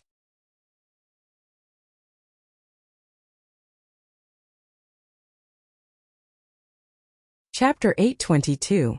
The density of the glory of the charter followed a certain pattern. The hidden lines around the densely populated areas and the passages connecting two densely populated areas were the top priority of the central computer's surveillance. Countless pairs of eyes were hidden in every corner and in every electrical appliance. As for the inside of the settlements, places like the Bureau of Proclamation, the President's residence, and the Parliament Hill were naturally under strict surveillance. In comparison, places like the campus were much less monitored. Carrying the blue light that could temporarily block the Federation's surveillance, Su Lu strolled around the beautiful and quiet campus in the winter, passing by young couples in military uniforms. His heart was not as relaxed as his expression. Facing the entire Federation and the omnipresent cold light, it was very difficult to find a perfect solution, including the blue light in his pocket. Not to mention that even if he could temporarily disappear from the sight of the Federation, there was no way he could cover the eyes of all the people. No matter what era, once the power of the people was stimulated, it would be the most unstoppable flood. This power could change dynasties and expand the territory. Naturally, it could also easily destroy the former hero of the Federation and the current seat of the Empire. After leaving the campus of the First Military Academy, Su Lu lowered the brim of his hat and followed the crowd that was as quiet as usual but brought him endless pressure. He took the number 14 fully enclosed track, and came to a quiet area like a farm in the suburbs of the capital. This was the second important node in his escape plan, Whitewater Security Company's building. The reason why he came to this building belonging to the Nutshell Group was naturally not because he suddenly felt nostalgic during his escape, although it was in this building that he met Magnolia and officially took over Group 7. The main reason he took the risk to sneak in today was the armory under the building. In addition to all kinds of guns, there were also all kinds of multi-axis CNC precision machine tools that he liked the most since he was young. For hours later, when Su Lu walked out of the Whitewater Security Company building with his cap lowered, he had already changed into a new set of clothes. The black fabric and cut looked extremely ordinary, and it was difficult to attract any attention in a crowd. In fact, it was carefully designed by the Nutshell-related research department. The fabric was wear-resistant, had a certain degree of sharp-edged defense, and was extremely difficult to burn. The cut and the inner lining were hidden, and the design made it convenient for movement and firearms. It perfectly met the needs of urban warfare. His preparation for the battle was not limited to this. On the surface of his bulletproof vest, there was a row of soft metal strips, which once again strengthened the anti-cut effect. According to his calculations, as long as he was not surrounded by an entire combat unit, then it would be very difficult for scattered gunshots to hurt him. The main problem that needed to be solved was close combat damage. Their next target was Lin Yuan. Wearing a black suit, he silently walked to the side of the road and hailed a returning taxi. When he got in, he accidentally bumped into the heavy metal door, making a strange sound. The taxi driver looked back at him in puzzlement. Sulu lowered his head. Naturally, it was not convenient for him to explain to the driver that under his black suit, there were 2 modified guns that were disassembled into parts. A sharp dagger was tied to his left calf, and a delicate military knife was tied to his right calf. Moreover, it could spurt out terrifying electric arcs at any time. There are so many of you, how can you not guard him? In the Nanxiang family's manor in the suburbs of the capital, the Nanxiang's wife angrily scolded the head of security in front of her. She did not even let go of the Westwoods Zhong family's special forces officer. Her right hand trembled slightly in anger, and she said in a cold voice, "And you, since you insist on being responsible for personal defense, now that he is missing, how do you want to be responsible?" The loyal Westwoods officer had already fallen into an ice cellar at this time. Facing the stern reprimand of the Nanxiang's wife, he wanted to shoot himself to death. He was ashamed and regretful to the extreme, so how could he have the face to defend himself? The door of the villa was pushed open, and Nan Xiangmei ran in. The tiny beads of sweat on her beautiful face revealed her worry. In the afternoon, she was discussing with the sponsor about the orphan education project at the foundation when she suddenly received a call from home. She hurried back, but she did not know what happened and saw this scene. The Nanxiang's wife and her mother were very few women in a big family who really had some kind of valuable moral character. They were kind and gentle by nature. No matter what class they faced, they would naturally maintain due respect.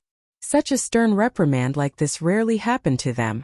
Nan Xiangmei looked at her mother in surprise, and some very bad thoughts appeared in her heart. She hurriedly asked, "Mom, what happened?" The Nanxiang's wife looked back at her daughter, and after a moment of silence, she whispered, "Our little princess is missing. It's physics class in the morning. You also know that the child's talent in physics is amazing, so I specially invited an associate professor from the first academy to teach her." However, when the class was over, the door was still closed. At that time, everyone just thought that she was intoxicated in the world of those lines, and did not think of anything else. The Nanxiang's wife frowned slightly and said, "Until lunch, there was still no movement upstairs."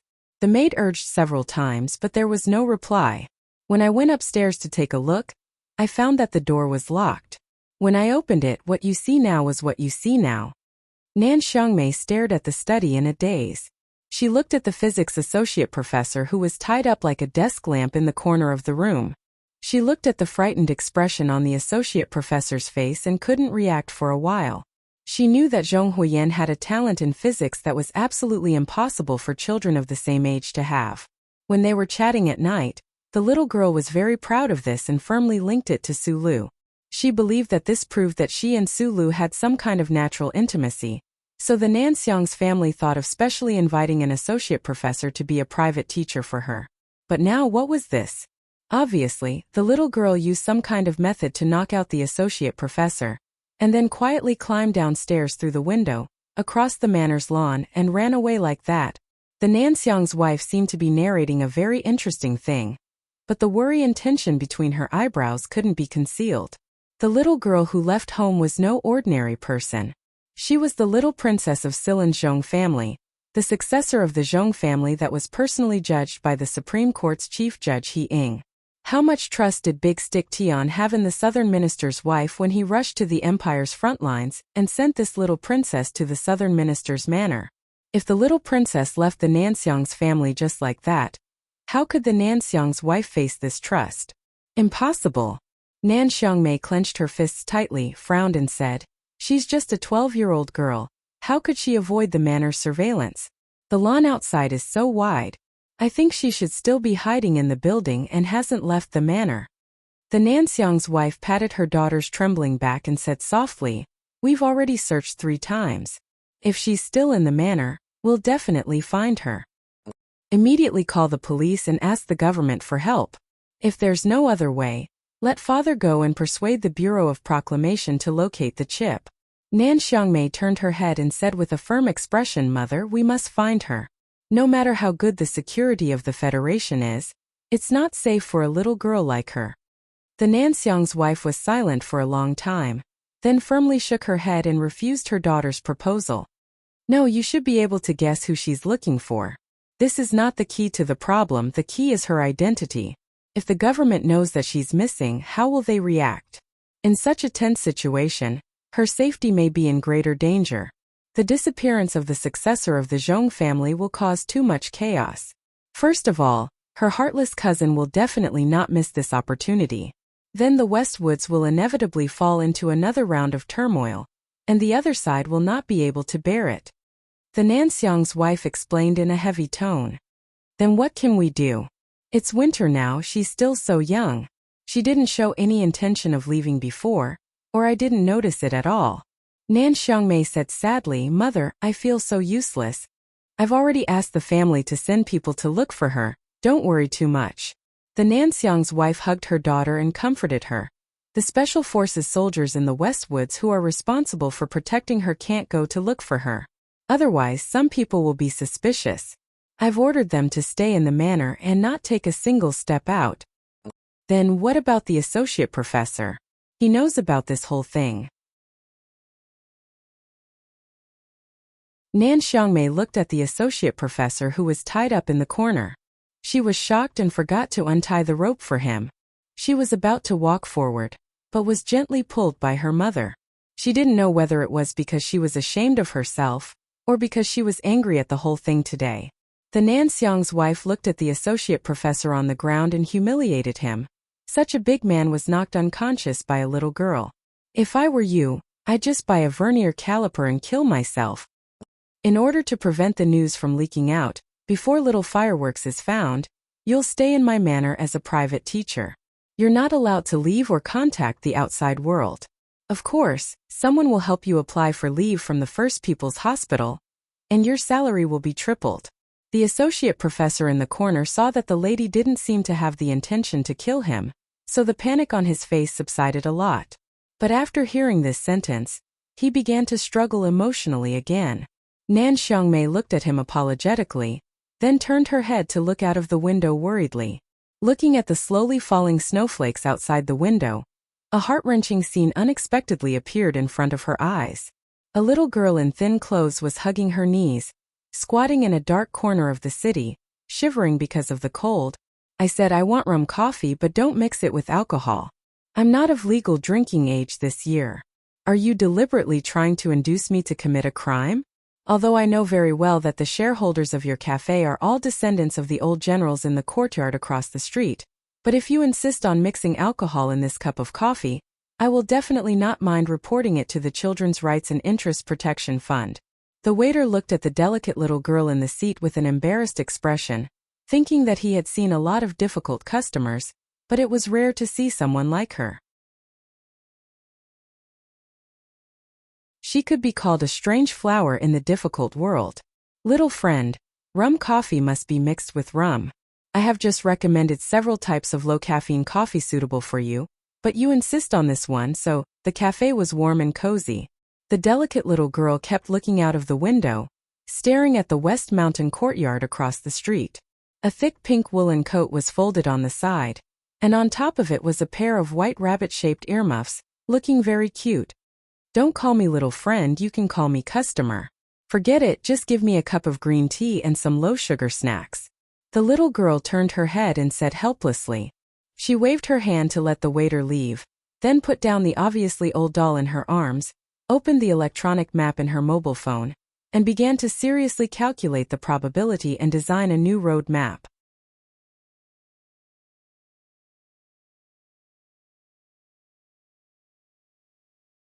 Chapter 823. The green tea was served, and so were the crispy wheat biscuits. Zhong Huiyan rolled her black eyes, picked up a piece of biscuit, and put it into the teacup. She curiously watched it gradually soften before she put it into her mouth and slowly sipped it. She let out a sigh of satisfaction, and her smiling eyes were like the two moons that had not yet come out. Sister Nanxiang, I'm really sorry, but it's time for me to leave. Although your manor is very good, it's not my own home after all. Thinking that there must be many people in the manor who were worried and sad about her departure, Zhong Huiyan couldn't help but sigh again, but this sigh was full of apology. Immediately she shrugged and said to herself, but the monitoring system of your manor is too stupid. It's not difficult at all. It's definitely not as good as the process of that guy escaping from the military prison. Full and warm, she turned her head to look out of the window, carefully watching the West Mountain compound across the street, silently wondering when that guy would come here. She firmly believed that she was the one who knew Sulu best in this universe.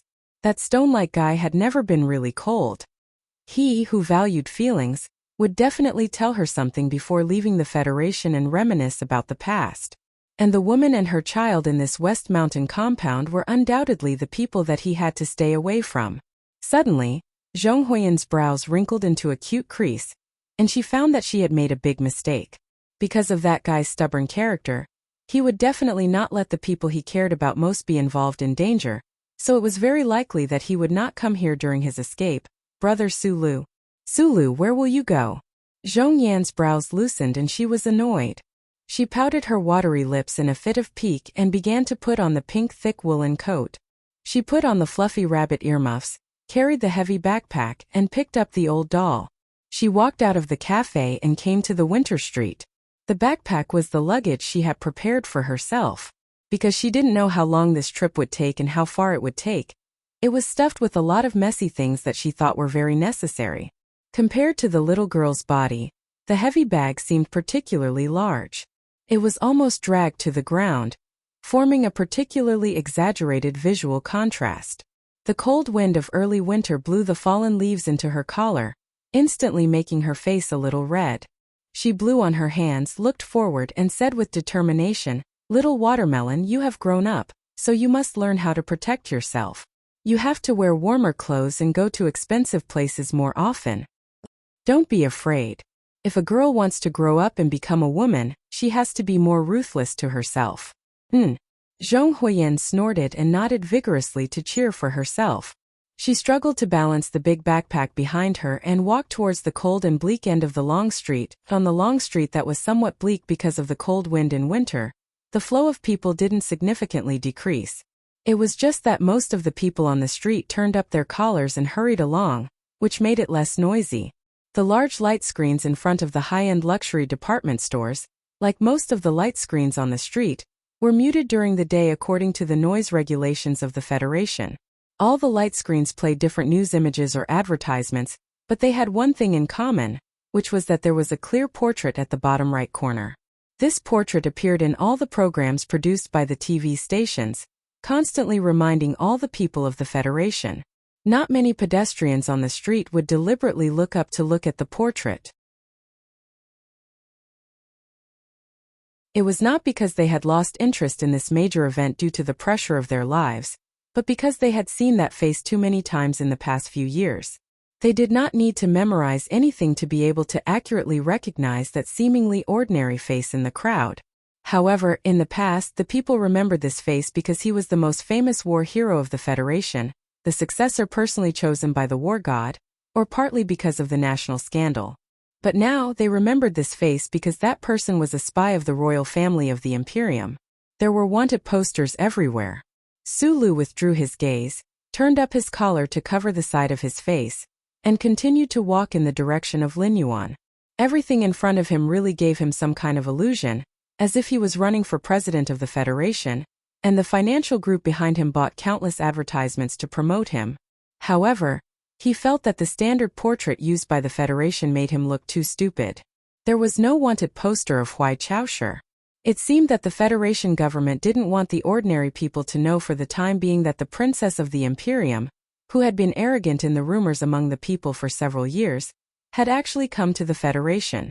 This might be to stabilize the social order and avoid unnecessary panic, Or it might be a conservative decision made by the government to avoid being the target of the angry people in the future. Thinking about these questions, Sulu was a little distracted, and in front of the luxurious Silver Spirit car store, he bumped into a passionate couple. At this moment, a gust of winter wind blew by out of nowhere, lifting a corner of his hat. "Sorry." Sulu very naturally apologized, pulled down the brim of his hat, and then found that the young man of the couple was staring at him in shock. The atmosphere on the street suddenly became a little strange, and the people who were hurriedly walking subconsciously stopped and looked over, as if they weren't confident that the face they just saw was the person they imagined.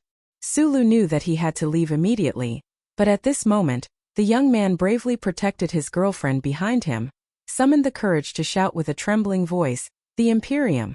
He's from the Imperium!" The people on the street suddenly became excited, and the people who were closer nervously pulled their companions to retreat to the periphery, as if the man in the hat was a man-eating beast, and the people in the distance shouted loudly, "Call the police! Catch that Imperium person!"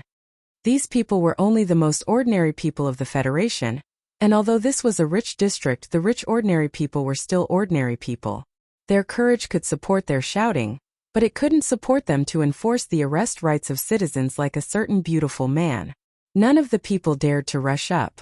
The young man who discovered Sulu seemed to have used all his courage to pull his girlfriend behind him and shout those words, and under the gaze of the calm eyes under the brim of the hat, he was so scared that he couldn't move his legs. Sulu looked at the brave young man in front of him, said nothing, and did nothing. He smiled bitterly and sighed in a low voice. "So, the Imperium people don't even have a name." He had already started to move quickly, walking out of the crowd, and he believed that no one would dare to block his way. As for whether or not there would be hidden weapons like stools and leather bags coming at him from behind, it wouldn't affect him in any way. There was a whistling sound on the street, and a twin-arm rotary jet-armed helicopter was approaching at a high speed. Sulu glanced at it from the corner of his eyes and vigilantly found that the Small Eyes combat force had expanded to all the streets, and their reaction speed had reached a terrifying level. Sulu began to run, and the corner of the antique building and the shallow traces of running water came into his eyes. Through the analysis of his brain and his own ability, he immediately calculated a feasible walking trajectory. His right foot stepped on the red fire hydrant, and his body shook diagonally, flying over the heads of the crowd. When he was about to hit the wall, his muscles suddenly relaxed, and he stuck to the wall as if he had installed a hydraulic device. Almost at the same time, when he was close to the wall, his fingers dug into the shallow traces of the cement wall, and his feet kicked the ground, and he quickly climbed 5 meters to the 3rd floor. Then he kicked the wall with both legs, and his right hand accurately found the corner of the antique building that protruded from the wall. His body suddenly contracted and bounced in the air, and with the momentum of the rebound, he forcibly moved 5 meters horizontally, crossing the street with a whoosh, and rushed into another building and disappeared. From the ground to the 3rd floor, and then crossing the street, all of Sulu's movements were smooth and rhythmic, clean and clear. The people who tried to stop or intimidate him had just raised their heads, and they only had time to see the figure strangely shuttling through the exterior of the building at high speed, and then disappear. The crowd on the street fell into collective silence, and thinking of that figure, they had extremely complicated feelings. The brave young man tightly held his girlfriend's hand, and his whole body was covered in sweat. The armed helicopter that came at high speed from the corner of the street was still on the street, as if it had never moved. He had to reorganize the map and the operation procedures again. In a dark room in a certain building, Sulu pulled out the electronic map in his bracelet, frowned, and used his finger to draw a few curved lines between the suburban Linyuan and his current location. He felt a little strange at this time, not only because of the reaction of the ordinary people of the Federation after seeing him, but also because of the increasingly fast reaction speed of the Small Eye combat unit, but on the contrary, he always felt that the glory of the Charter was not as scary as he thought. Because the old thing was dead, the Federal Central Computer had become a cold machine, a tool in the hands of humans, so its ability could not be fully utilized. Unlike the old moon, there was still some thin air on New Moon base. Although it was not enough to support human breathing, it was very spectacular to watch the rise of Planet S1 from here. Many powerful people in the Federation often chose to come here for vacation, just to watch the sunrise of planet S1. At the edge of the perpetually dark back of New Moon, a worn-out spaceship that couldn't be more worn out was silently watching planet S1 bathed in the light of the stars. This spaceship, which looked like a pile of metal garbage cans, was very different from the original three-winged spaceship in terms of performance and appearance. The spaceship that crossed the galaxy at a terrifying speed that was unimaginable to humans was full of craters from the impact of meteorites, but there were no signs of it falling apart. What was even more strange was that the few sophisticated military satellites of the Federation that were very close to this worn-out metal spaceship did not send out any warnings, as if this spaceship did not exist.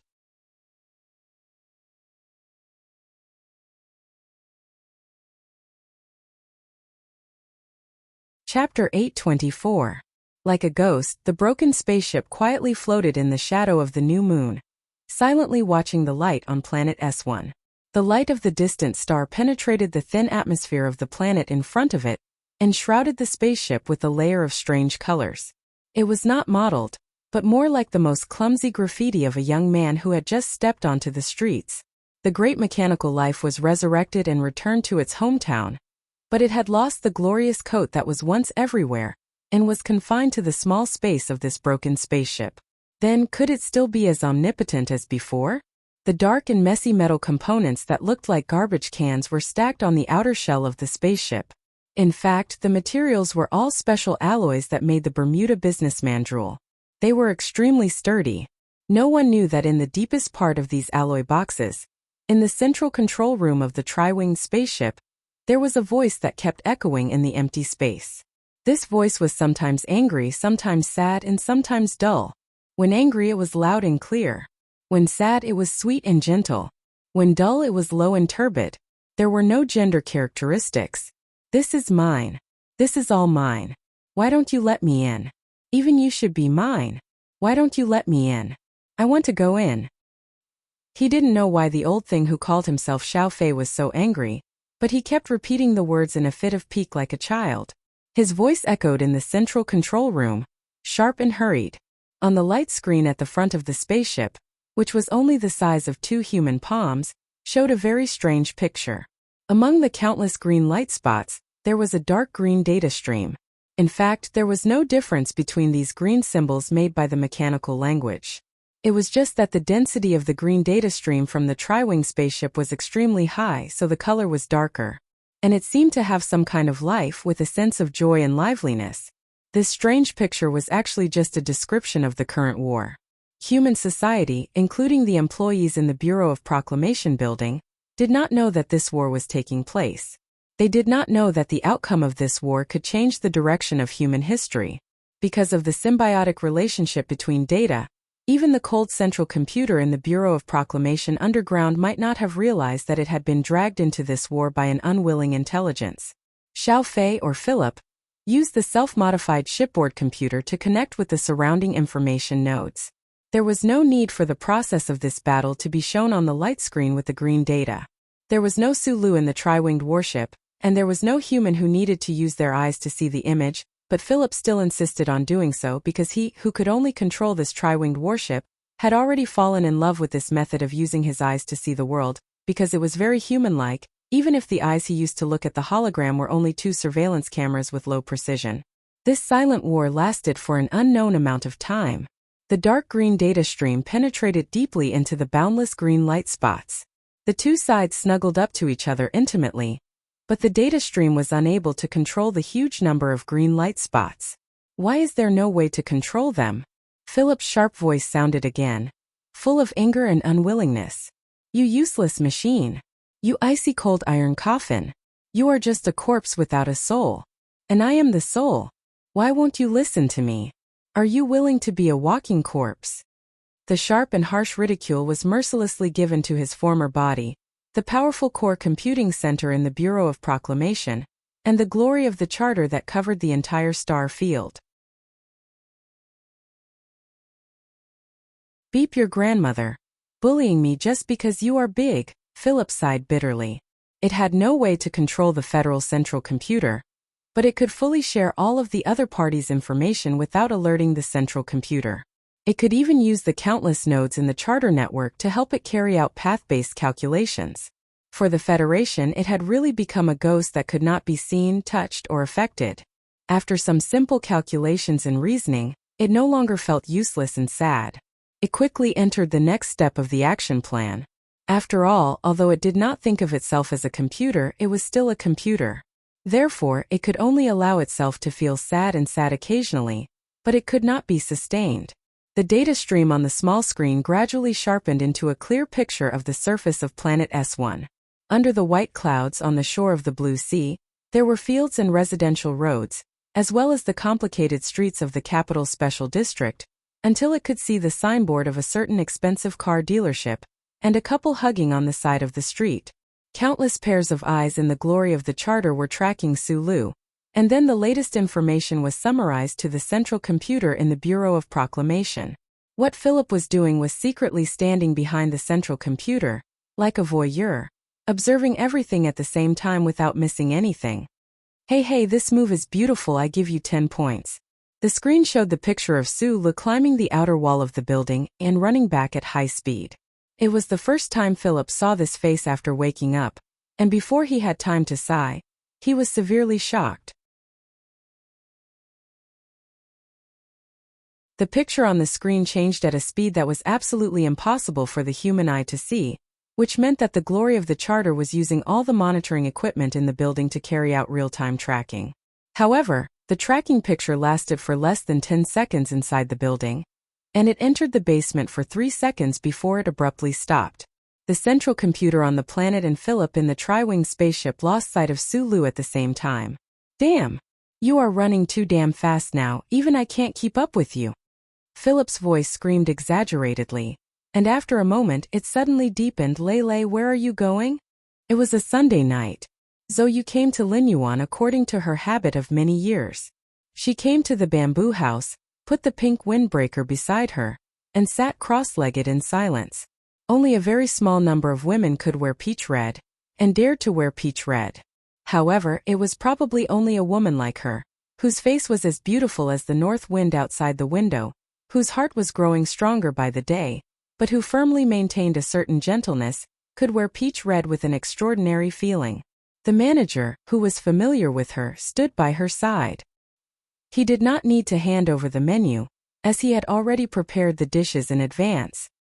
He was very clear about the recent major events in the Federation, so he was not surprised that the young lady's expression was colder than before, and he would not tactfully take out a certain year of red wine for her to taste.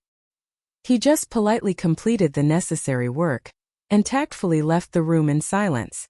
It was still Linyuan, still the bamboo house beside the flowing water and fallen leaves, and still the same position. Through the window, she could still see the private jet taking off and landing under the white cliff, but there was one less person on the opposite side of the table. Although that guy was used to smiling quietly and did not speak much, especially when he showed his terrifying appetite, she was still not used to it. After thinking so much, Zoyu smiled. Recently, she knew some details of the military prison riot, and guessed that it might be investigated by the government, but she did not regret it because it was really interesting to see that guy tossing around so much. After eating steamed shad and 3 glasses of special rice wine, she was a little tired. As usual, she held her chin and leaned on the table tiredly, and then saw a very subtle handwriting on the side of the table. Zoyu was stunned for a long time, and then a slightly bitter smile appeared on her lips. She muttered to herself, both of them are so cautious and careful, and have prepared everything in advance. They are really brother and sister. She took out the eyebrow trimming tweezers from her dressing bag. Her eyebrows were slightly knitted, but the tip of the tweezers did not touch her eyebrows. Instead, it fell on the table, and under the cover of sleepiness, she wrote a few numbers. In the middle of the night, Sulu once again sneaked into the Linyuan. After silently memorizing the row of numbers that represented the precise geographical location, his fingers slowly moved across the table. With a light rustling sound, a thin layer of precious wood suddenly disappeared from the table. What was once written there no one would know. In the early morning, Sulu once again escaped from the capital. Following the road that led to the back of Macho Mountain, under the cover of the darkest night, he crossed the fields and small streams, and turned west at the foot of the mountain. He pulled out the electronic map in his bracelet and confirmed that the pipeline in the hills was marked on the map. It was an underground tunnel that was specially built by HTD Bureau for the vagrant toads to lay eggs. With difficulty, he crawled through the narrow and long pipeline, pushed aside the weeds in front of him, stood up in the morning light, and looked back at the electronic fence in the distance. Sulu was sure that the Federal Central Computer did not notice that someone had entered the wildlife sanctuary. Following the coordinates on the map, he walked into the depths of the sanctuary. Along the way, he passed by many tidal flats and wetlands formed by the water of Macho Lake. Occasionally, he would see a few early insects that were fighting with the condensed dew. Looking at the tiny and touching pictures, the weird feeling in Suli's heart grew more and more intense. He felt that the abilities that the radiance of the charter had shown in the past few days were far less than what he had predicted. Was it really because the soulless central computer of the Federation was like the dew on a leaf that was frozen by the cold wind, and could only accept the teasing of insects clumsily and passively? If that was really the case, then he was very confident that he could win this war. Especially after leaving Planet S1, the charter's positioning time would be affected by the long distance. Just as he was thinking about these things, Sulu arrived at the destination of his trip. Then he saw a very shocking scene. The core area of the wildlife sanctuary was an area of shallow grass. The early morning sun slanted through the morning fog, making the water in the water reflect a pearl-like luster. In the middle of the wetland there was a slope. On the slope there was a tree. In the winter, all the leaves had fallen, leaving only dead branches, proudly standing in the middle of the yellow grass. Under the tree was the princess of the empire who was being hunted down by the Federation. Hui Chaoshi leaned against the withered tree with her head lowered, reading a book. Her expression was as calm as usual. Oh.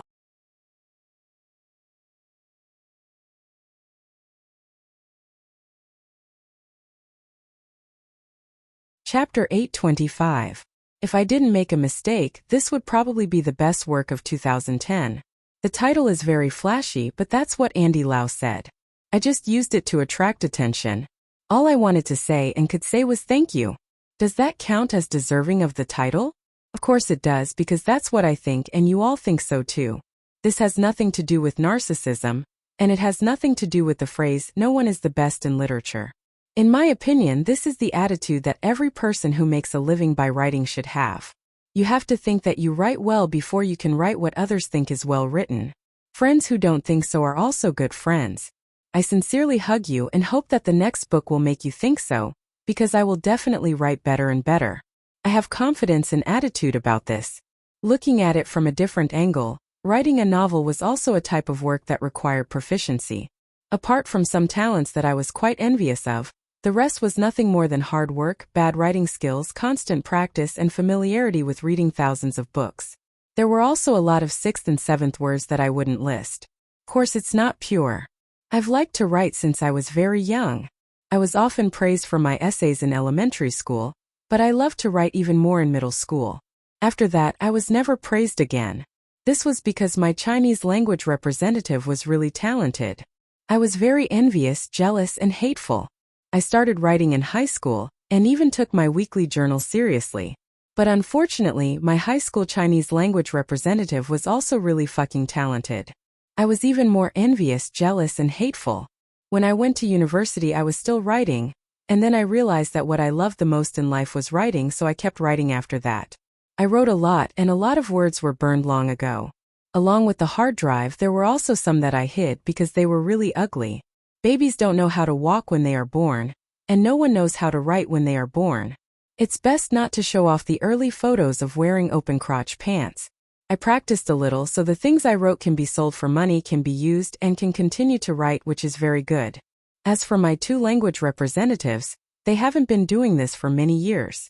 One of them was still lamenting about it when we were talking about it 2 years ago. Of course they earn more money than me, but they can still type on the keyboard every day, so I feel that I am happier in this aspect. I'm a little tired. I'm going to sleep. Other than thanking you, there's nothing else I can do. I just have to seriously write every single story. I shrug my shoulders.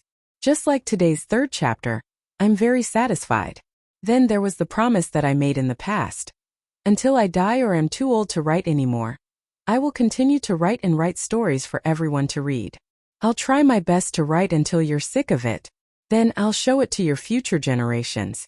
I'll make a lot of money.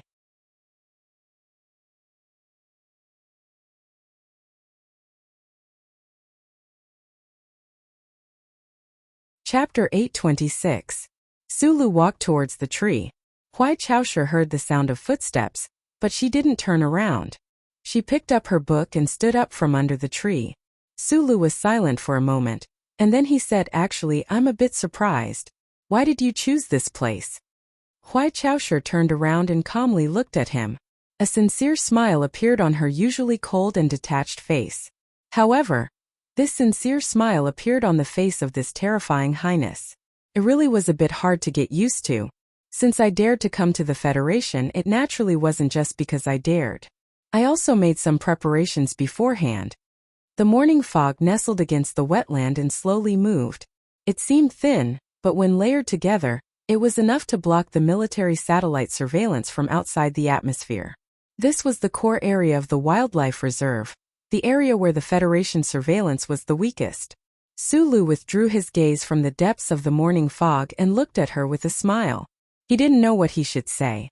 Sensing his current complicated emotions, Huai Chaoshe paused for a moment, and then continued with a smile. However, the density of the Federation surveillance still far exceeded my expectations. If it wasn't for the help that woman of yours gave us, which also far exceeded my expectations, I really don't have the confidence to stay here for long. Sulu knew that she was referring to Zouyu, and that little blue instrument. He scratched his head and explained, "She's not my woman." After saying this, the two of them sank into silence again. The atmosphere under the tree became a bit strange, or perhaps awkward. Regardless of whether it was Sulu or Huai Chaoshe, neither of them were people with extraordinary emotional intelligence like Shi Qinghai. They didn't know what they should say, what kind of topic they should choose to bring this morning fog conversation onto the right track. From a certain perspective, Sulu and Huai Chaoshe were extremely familiar with each other. They had spent a lot of time together in the Empire, participating in intense debates in those terrifying gambling games. They even fought side by side during the rebellion, playing out scene after scene of mythical mecha battles in that ocean-like mulberry forest.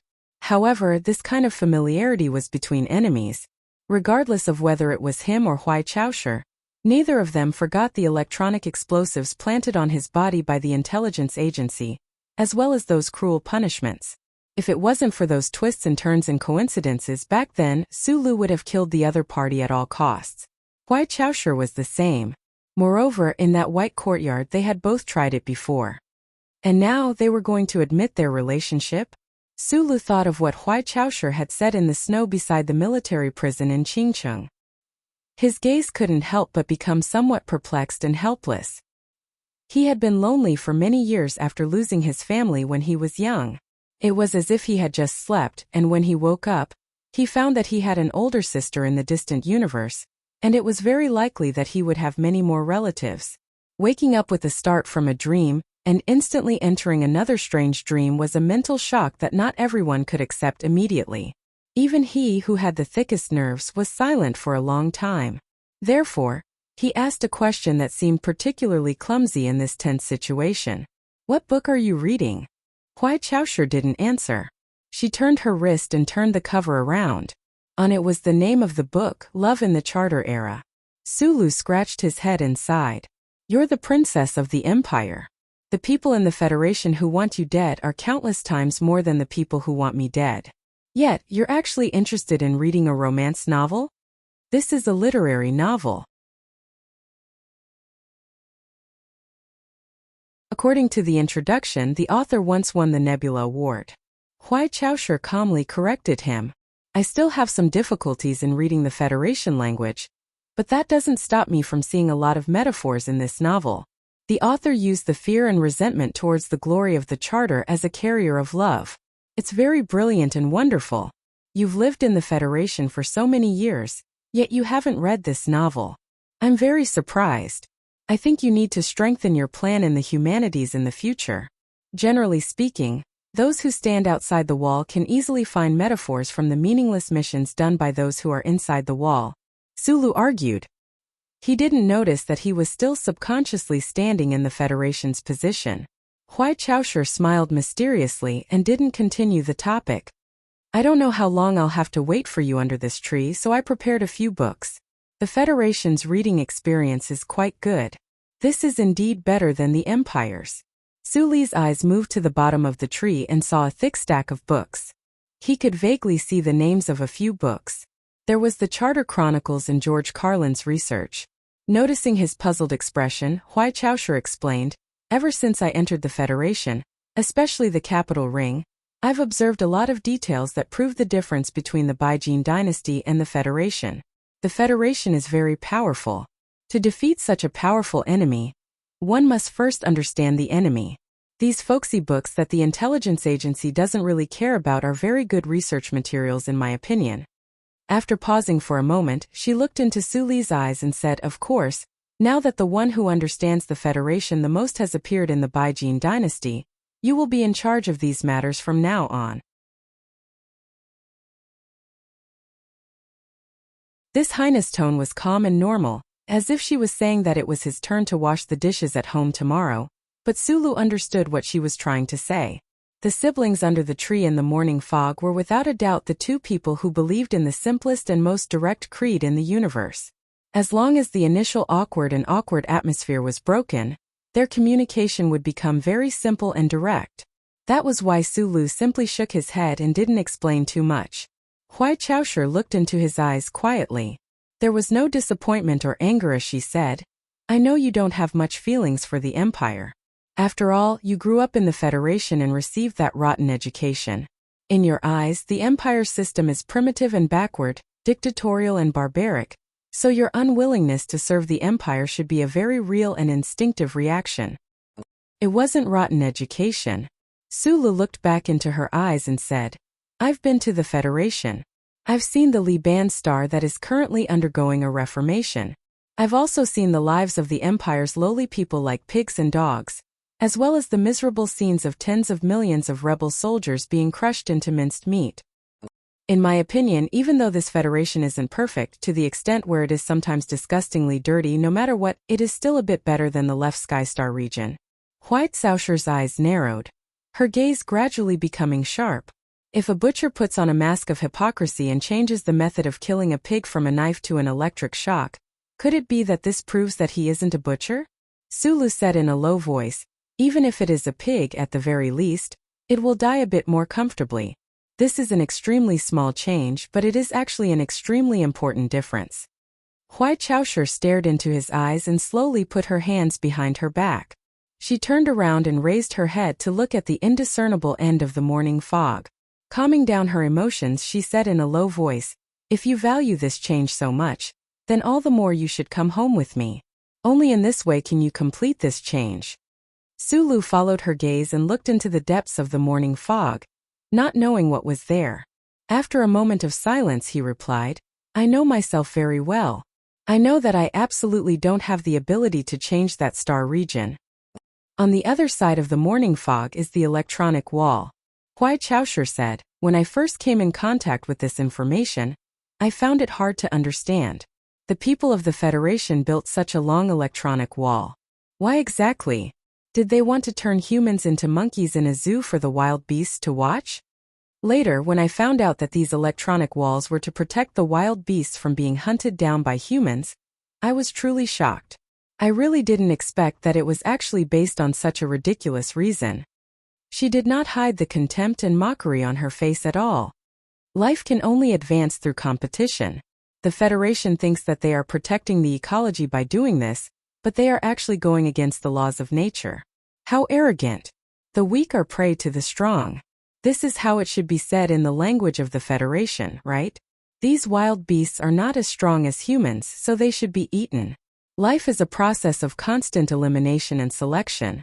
If this process is forcefully interfered with, in the end, it can only become the current Federation. After 10,000 years of development, there is actually no qualitative leap. It is just like the pool of stagnant water in front of you and me, without the slightest ripple. Huai Chaosher turned her head and looked coldly at Sulu. Although the Empire is currently at a disadvantage, as long as it is not destroyed in at most 30 years, it will be able to completely surpass the Federation. This is the reason. We eat meat and they eat compounds. How can we not win? Her voice was still indifferent and calm, and the language of the Federation was still somewhat stiff. However, these words, especially every word in the last sentence, carried an unquestionable sense of firmness when they were spat out from her thin lips. When they landed on the surface of the wetland, killing intent spread out, startling a few gulls and herons. White wings hid in the fog. A civet cat that was crouching by the pool for its morning drink looked down warily at the tree, then turned around and ran away in fear. Further away, a pride of lions in the long grass appeared to be somewhat restless. The male lion was biting the neck of the female lion, but he did not dare to take a step closer in this direction. I think it is progress for the strong to take the initiative to leave space for the weak to survive. Sulu looked at her back that was thin but gave off an extremely strong feeling. After a moment of silence, he said, besides, the relationship between the social classes of human beings is not completely the same as the relationship between human beings and wild beasts. That's why I said that the education of the Federation is rotten. There has never been absolute equality in human society, not in the Empire, not in the Federation, not in the past, not in the present, and not in the future. Hui Chaoshi turned around and looked at Sulu expressionlessly. Don't be too naive. Even the natural human rights that you often speak of are nothing but a joke in my eyes. Why can't the commoners learn the Jinqi that flows in our bodies? Because this is a gift that the Creator has only given to us. Do you think this is also equal? Don't tell me that the Lees of Philadelphia are also members of the royal family of the Empire. Sulu subconsciously added, and then both he and Hui Chaoshi fell into silence at the same time. This was because a similar conversation had once occurred on the Red Rose and in the Shanghai. At the time, Sulu had mocked and asked in the end if he was also a member of the royal family of the Empire. The conversation was still the same as before, but the answer was completely different. We've discussed this question before. Suli's eyes drooped slightly. Perhaps we are truly born to be the most powerful people in the universe, but this does not mean that we are born with some sort of special privilege. He pointed to the blue sky above the fog and said, "The charter computer is capturing me. It is stronger than me. Should I surrender to a computer? If I am not willing to be enslaved by it, why should I enslave others?"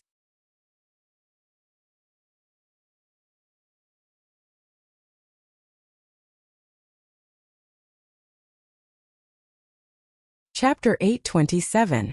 Morning Mist, Wetlands, Winter Trees, Siblings. In the distance, the snowy peaks of Macho's former mountain suddenly appeared from the mist, reflecting the morning sun from the east. It arrived on this slope and broke the long silence and inexplicably oppressive atmosphere. "How are you going back to the Empire?" Sulu asked. Hui Chaoshi calmly looked at him and said without hesitation, "I'm going to take you back with me." He had asked about the method of returning to the Empire, but she had answered about the state of returning to the Empire. During this exchange, a certain emotion entered Suli's body, making his heart contract slightly. His thick eyebrows rose slightly, and he said in a low voice of self-mockery, "Humanity's training responsibility. Do you really expect me to go to the Empire and become some crown prince, leading the imperial armies back to the Federation in the future?" Calmly looking at his slightly tanned and thin face, Hui Chaoshi suddenly said, "Actually, I really wanted to talk about a man's responsibility, because although I look like a man and have a man's temperament, in the end, I am not a man." Her eyes narrowed slightly, and her hands were behind her back. She looked around indifferently in the light of the morning. Her entire body exuded the unique dominance, or perhaps strength, of a man. For someone like her to say such a thing, it was not funny but rather sad. But I suddenly don't want to say it. I don't want to tell you how many people of the imperial family have died for this war. How many children my father and the other princes have sacrificed for the hero plan. I don't care if you are the last survivor of this plan, nor do I care what benefits you can bring to the Empire in this war. She looked into Suli's eyes and calmly said, "I only have you as a little brother. I must bring you back alive. For me, this is the most important matter." In the snowy forest outside Qingqing prison, Hui Chaoshi spoke more briefly. but the meaning she wanted to express was basically the same. Moreover, Sulu believed in the meaning and emotion she wanted to express. As the princess of the empire, crossing the river of stars to come to the Federation, no matter how great the benefits were, could not make up for the losses and risks she and the empire would suffer. Because he believed he was moved. Because he was moved and confused about his identity, Sulu had been slightly flustered. At this moment, standing under the winter tree in the wetland, he was moved again. He still couldn't call out that name, but Sulu's eyes became calmer and warmer. He thought that perhaps there was no reason in this universe, but perhaps some relationships were really precious. He looked at Hui Chaoshu and noticed that at some point, her hair had been dyed purple. He immediately thought that this was to conceal her identity as a member of the imperial family. But why was it purple? Shui has already dyed her hair black. Sulu smiled. Hui Chaoshu smiled and said, although she is my sister, she is not related to you by blood, so you don't have to be nervous. Going northwest from the wetland where the two of them were, following the source of the gentle swamp, passing through the entire reserve, climbing up the steep rock mountain, and skimming over the tranquil lake on the other side of the mountain, there was a balcony not far away in a straight line. In the early morning, Lady Tai, who had been woken up by an emergency phone call, stood on the balcony expressionlessly in her pajamas. Her eyes swept across the rippling water as she silently listened to the deep and powerful voice on the phone. The warm and moist airflow converged through some unknown method, making this early winter balcony exceptionally pleasant. Madam, I have already indicated the possible identity of this person. If you insist on providing protection for him, then the government will have no choice but to take legal measures. This concerns the fundamental interests of the Federation, so I will not make any concessions. Hearing President Pabre's resolute voice, Lady Tai's expression didn't change. Her fingers gently slid over the railing, and after a long silence she said, Mr. President, if the government's intelligence system is still useful, then you should know very well that right now, this guest in the back of Macho Mountain, if he is really the person you guessed he is, then not only does he have a highly respected identity in the Empire, he is also the only pacifist in the upper echelons of the Empire. If you are truly considering the interests of the Federation, then how to treat him is a question worth pondering. Madam, don't you think this is something that the Federation government needs to consider? I don't care if this person of the Empire is a pacifist or not. I only know that he is a great master of the Empire. No matter how you think about it, you personally receiving him is a very wrong choice. There is one point that I must explain clearly. I hope you also heard it very clearly. The winter lake wind blew onto the balcony and landed on Lady Tai's face. Although it was no longer biting cold, her expression was cold and indifferent. She said, from the beginning to the end, I didn't know if he was a great master of the Empire. He is a member of the official diplomatic group of the Empire's resistance organization. He was personally recommended by Commander Muan to come to the back of Macho Mountain to negotiate the stability of the mining in Galaxy X. Did you hear it clearly? She asked in a deep voice. There was no reply from the other end of the phone. President Pabre should be thinking or controlling his anger after his authority was wantonly challenged. Madame gently held the phone and asked, during the election, you participated in the killing of my son. Fortunately, nothing happened to Yuan.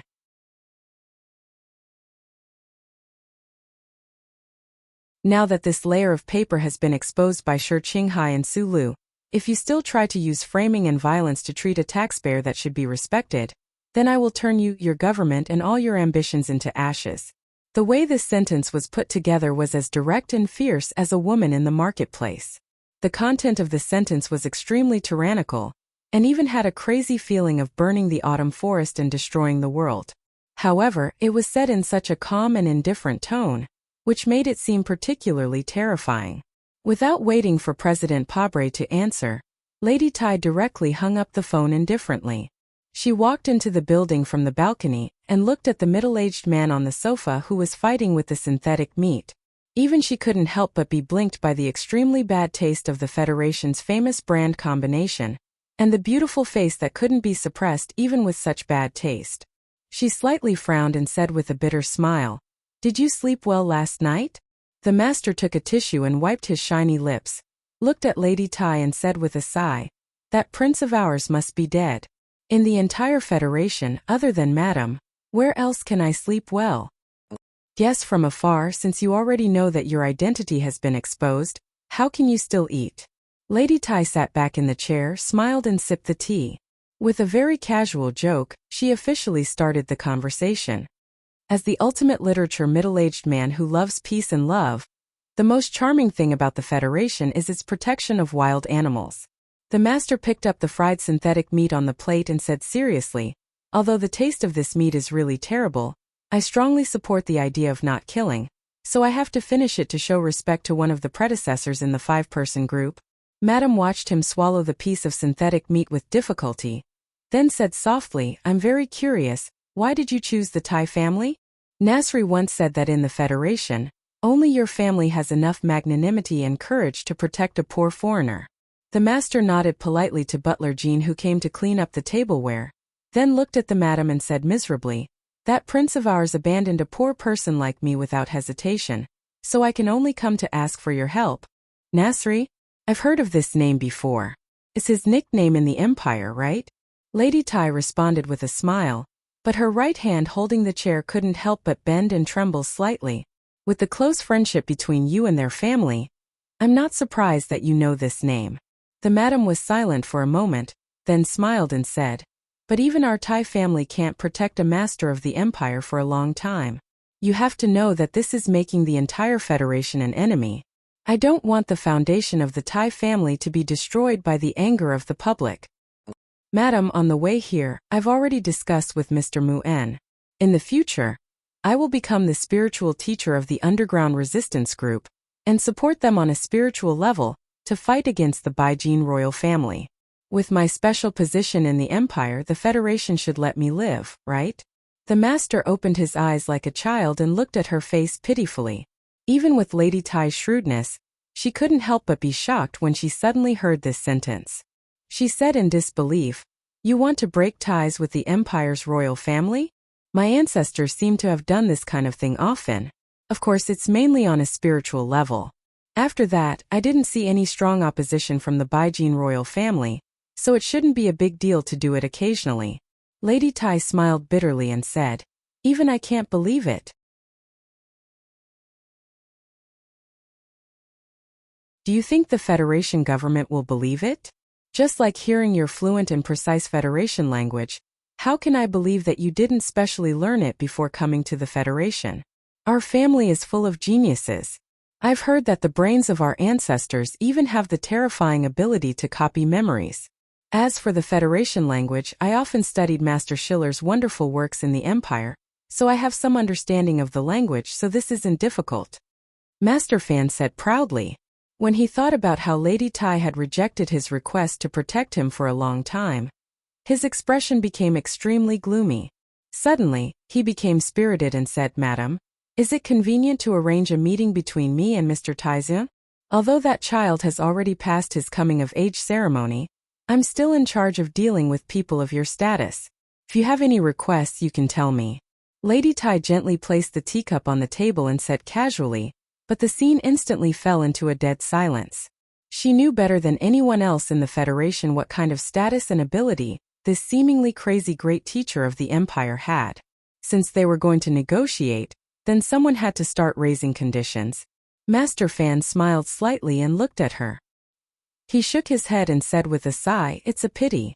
My ancestor has left an order that it's strictly forbidden to negotiate with any woman. She's not to be trifled with." Lady Tai was slightly stunned. She didn't expect the other party to refuse to negotiate with her. She frowned slightly and said, "According to the records I know, the first ancestor of your Hua family that appeared in the Empire was a woman." Master Fan smiled slightly and didn't explain. Lady Tai also smiled. She picked up the teacup and took a sip. She sighed and shook her head. Then she said to butler Jean beside her, "This tea called Xian'ermei is pretty good. We'll use it in the afternoon tea party."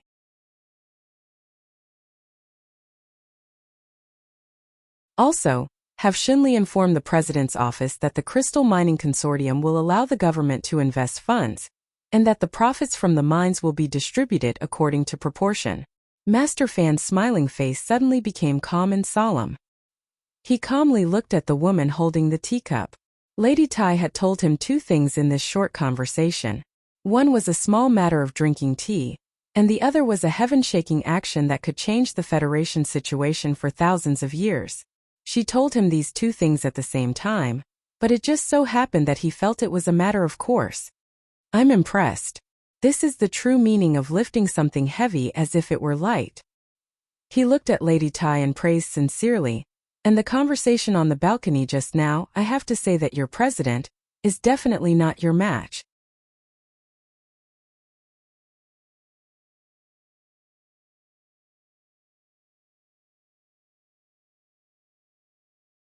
Chapter 828. It was not an exaggeration to say that the crystal mines were the lifeline of the Federation. The power of intergalactic space travel all depended on them. If there was a problem with the supply of crystal mines, even with the glory of the Charter, the Federation would definitely collapse and fall apart. As for the energy required for the main cannons of the battleships, it was completely negligible. From the mining of mineral stars to the purification of fine craftsmanship to the standard design of crystal engines, the Macho family had always controlled all the core processes related to the Federation. This was the huge return that the Tai dynasty had obtained when they gave up their power by force. It was because of this that the Tai family of the Macho family was always able to have a transcendent position in the Federation. In addition to other hidden forces that had never surfaced, they were always the true leaders of the seven families. While chatting over tea, Lady Tai casually decided to give up some of her exclusive rights. Although she would definitely lay down countless foreshadowing during the specific process of opening up to the Federation, she would definitely not give up the lifeline of her family just like that. However, this decision was still enough to shock the entire Federation and even affect the left Skystar region. Such a woman was definitely worthy of the great teacher's evaluation. You flatter me. An orphan and a widow being forced into such a situation by the Federation. How is it easy? I just have to be easy. Lady Tai had a mysterious smile on her face. She looked at the great teacher and said, "As for the conversation on the balcony, I'm not afraid that you will make fun of me. I've always believed that the most direct method is the most effective method. When the situation allows me to maintain my poise, I might as well maintain it perfectly. When I can't, I can only use my knife. I can be elegant, but I can also be a shrew. As long as what I do is worthy of the family name I've been given after marriage." The great teacher leaned forward slightly and respectfully said, "Madam is a traditional woman. I admire you very much. I also admire myself for this." Lady Tai looked at him with a smile, but she sighed in her heart. She had mentioned that the most effective method was to be direct, and that the so-called poise was to remind the other party. However, this beautiful middle-aged man of the Empire did not respond at all. In this situation, he was still unwilling to state his own conditions. After thinking for a moment, she asked politely, "Do you have a daughter?" "I heard that Mr. Tai Zion already has a fiancée." The great teacher replied with a smile. Lady Tai smiled bitterly, not hiding the deep regret on her face. The government's special forces have surrounded all the exits of the park. Secretary Shen walked behind the madam and looked at the man who was walking out of the garden along the path by the lake. He said softly, "This great teacher shouldn't be able to escape." Lady Tai said calmly, "You came to this conclusion because you don't know what the words great teacher mean in the Empire." Shenli frowned slightly, not understanding what his wife meant. Suddenly, his pupils constricted as he stared at the strange scene. He was so shocked that he couldn't regain his senses for a long time. The great teacher who was walking out of the garden by the lake suddenly slanted his body and stepped on a fallen leaf on the lake with the tip of his foot. He swayed lightly like a water bird dancing gracefully on the surface of the water. In the blink of an eye, he had moved more than 10 meters toward the Winter Mountain on the other side of the lake. The badly matched Federation name tag on the man from the Empire was shining under the morning light. Mixed with the ripples on the lake, it was hard to look at him directly.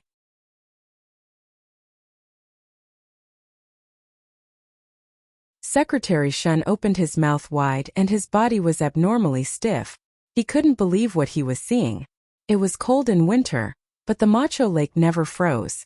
Even if there were a few thin pieces of ice on the surface of the lake, How could it carry such a heavy person?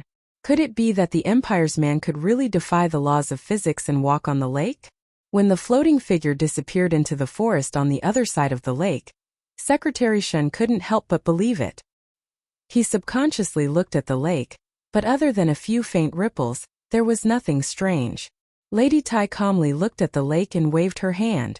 Shunli wiped the sweat on his forehead and left to deal with the government's problem outside the garden.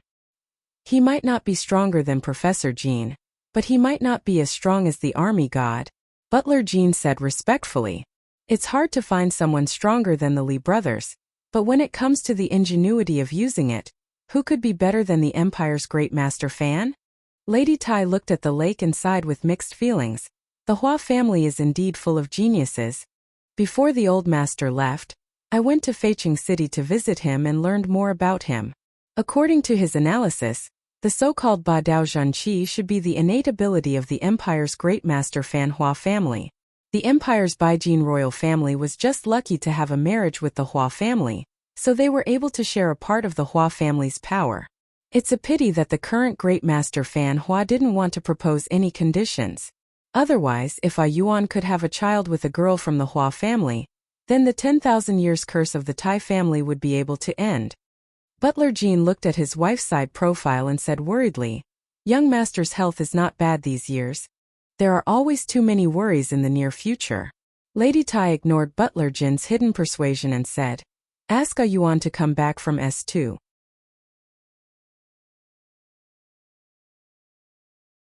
If this great master Fan Hua can escape from the government, arrange for them to meet." Of course, the Hua family was full of geniuses, or else they wouldn't have helped the Huai family become the emperor of the Zhuotian galaxy. The previous great master Fan Hua couldn't have taught two terrifying students like Li Pifu and Feng Yu, and the current great master Fan wouldn't have dared to kidnap the princess of the empire and try to overthrow the emperor. Great master Fan Hua was sometimes crazy, sometimes wretched, and sometimes artistic, but under his perfect shell, there was a terrifying ability and wisdom. Other than the glory of the charter of the Federation and his little senior brother who never played by the rules, he didn't care about anyone. For such a great figure to follow the diplomatic mission to the Federation's capital Ring, there was naturally a reason. It wasn't just to retrace the path his father had taken, nor was it just to experience the people of the Federation and find Schiller's unwarranted tombstone to shed tears of literature. Huai Chaosher was here to save her brother, but the great master Fan Hua's goal was to save the entire universe. A person talking about saving the entire universe was too grand and unreasonable, but he was the only one in the universe who dared to say such a thing, and this idea was very much in line with his belief that he loved literature, peace, and only love. From the great master Fan's point of view, whether it was the Empire or the Federation, the people's emotions were hard to change, but they were still under the control of the higher-ups. Unfortunately, Emperor Fuchai and the Federation's Pabre government were both extremely tough people, and there was no possibility of persuading them. Thus he set his sights even further. For the Empire he had been trying to influence Huai Chaosher, and now there was Su Lu. As for the Federation, he began to pay attention to Mo Chao's back mountain, not because of her superior position in the Federation, but because the heir of the Tai family was running for state council. The great master Fan Hua Manor had dealt with the Empire's royal family for countless years, and had never suffered a loss, so he was extremely experienced. As for the Tai family's thoughts, the great master Fan Hua's guess was very accurate. The Tai family was no longer willing to continue hiding behind the scenes, and that young state council member called Taizuan was climbing step by step to the top of the Federation's political power. The great master Fan Hua didn't mind waiting, but he wanted to communicate with that young council member in advance. Especially after talking with that madam, he was even more certain that the young council member would become the Federation's president in many years' time. This trip to Mo Chao's back mountain had already connected, and the other party didn't hand him over to the Federation government. The tip of the thread was already very beautiful, and the initial goal had already been achieved. As for how to weave this thread into a flower, that would be a matter for the future. Gliding down from the cliff, the tip of his foot stepped on a black bull's horn, causing the bull to raise its head and moo in confusion, but it didn't discover anything.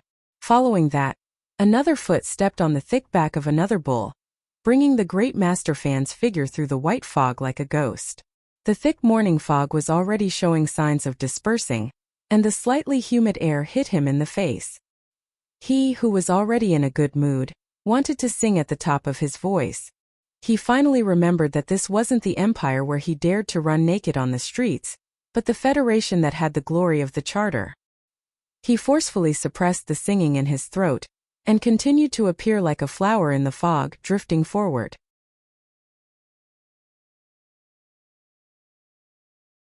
Drifting past the frosty white grass in the wetlands, avoiding the soft wet feces on the gentle slopes, passing through the withered trees that looked like giant potted plums in the winter, looking at the sheep diligently eating grass in the distance, the wild boar sleeping soundly in its own hot feces under his feet, and listening to the mournful cries of the insects under the grass roots under the trees, the great master fan really felt like he was floating in the air, and he praised endlessly in his heart.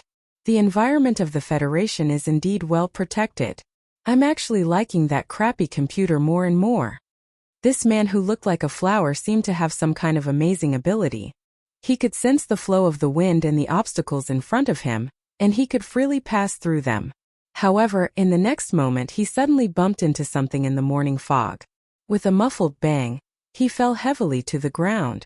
Covering his bleeding nose, the great master fan crawled up from the ground in a hurry. He spat out a few mouthfuls of fresh mud mixed with blood, feeling very lucky that his mouth was not stained with any animal feces. Then he glared at the fog in front of him furiously and thought, what the fuck is this thing that's so hard? The fog dispersed, and a man with a cigarette in his mouth pushed out a broken cart. The cart was very old and had only 3 wheels left, but it was very sturdy.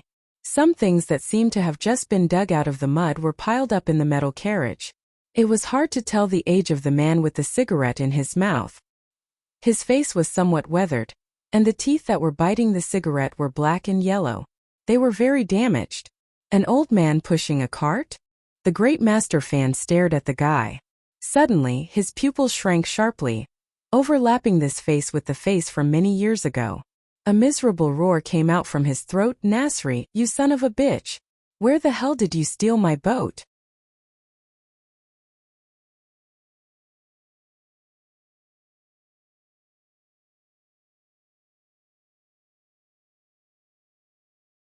Chapter 829. For some reason, the fog that had gradually thinned out by the rising sun had thickened again. However, it was still enough to see the man walking out of the fog. He wore an ordinary dark-colored coat and sturdy dark blue overalls. A string of tools that sounded like wind chimes hung behind his hips. His weathered face hid his age. Only his yellowish-black teeth clearly indicated his identity. This was because this man had many important identities.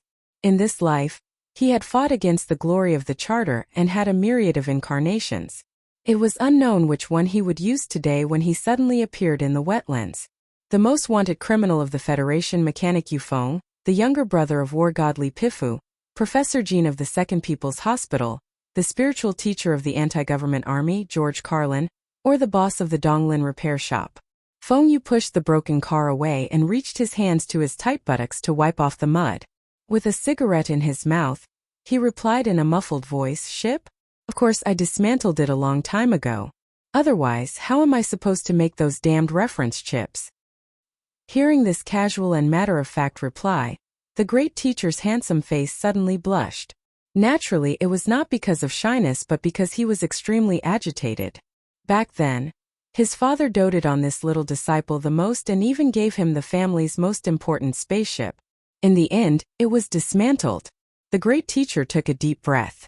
As his body trembled, his hair stood on end, revealing the white flowers that indicated his true age. They were like the white reeds in the wetlands. Roar! With an extremely sorrowful and indignant scream, his body suddenly leaned forward, breaking through the thick fog in front of him and pouncing towards the opposite side. Because his speed was too shocking as the fog scattered, it was as if countless afterimages could be seen in the air, like countless flowers blooming. Feng Yu's expression did not change in the slightest. He was still holding the burning cigarette between his lips, but his feet had silently sunk into the mud. The string of tools behind his buttocks that made a ringing sound suddenly became incomparably quiet for some reason. Puff, puff, puff. Puff, puff.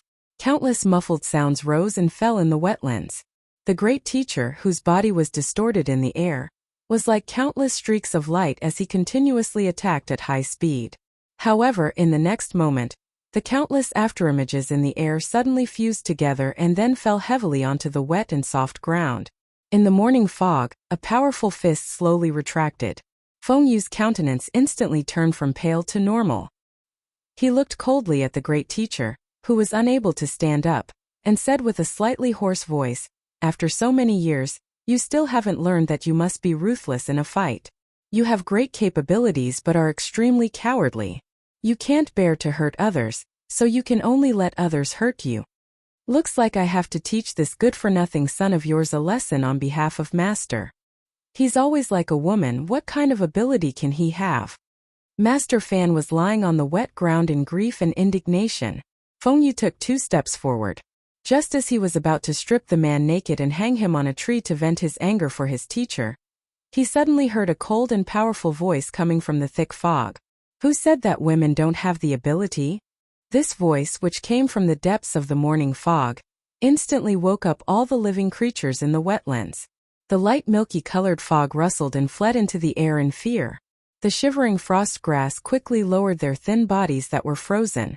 A figure came charging out from the light fog. His feet stepped on the grass as if he was stepping on a big drum, making vibrating sounds.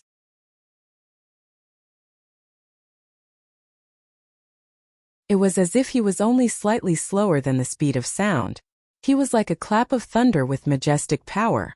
Without saying a single word, he flipped his arm and smashed it toward Feng Yu's body. It was simple and direct, without any fancy moves. Feng Yu's pupils shrank slightly. He crossed his hands and went up to the figure. He had already expected this encounter, but he really didn't expect that the other party would come so quickly and so fiercely. It was even more powerful than he had imagined. It even made him feel a sense of danger that he hadn't felt for many years. Fist collided with fist, knuckles rubbed against knuckles. Suddenly, the air wave violently spread in the thick fog of the wetlands. The confrontation between the two people didn't make any sound, but the power was as terrifying as a fiery missile.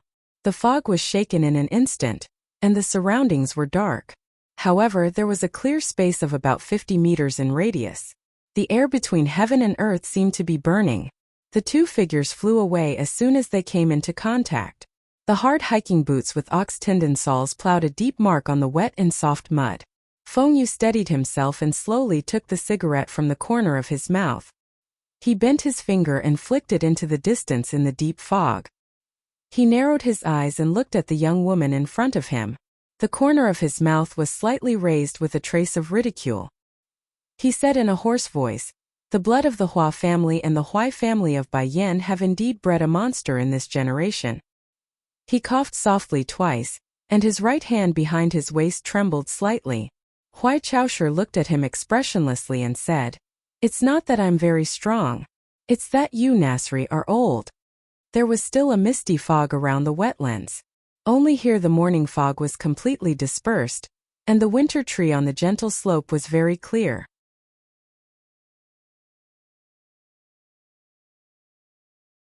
Sulu stood silently under the winter tree, looking at the man who was coughing non-stop. He suddenly said, "Uncle, long time no see." Feng Yu covered his mouth with his fist. He looked up at the tree and said with a smile, "Little guy, long time no see." Sulu walked slowly from under the tree. He passed by Huai Chaosher and came to him. He focused on the face that he hadn't seen for a long time.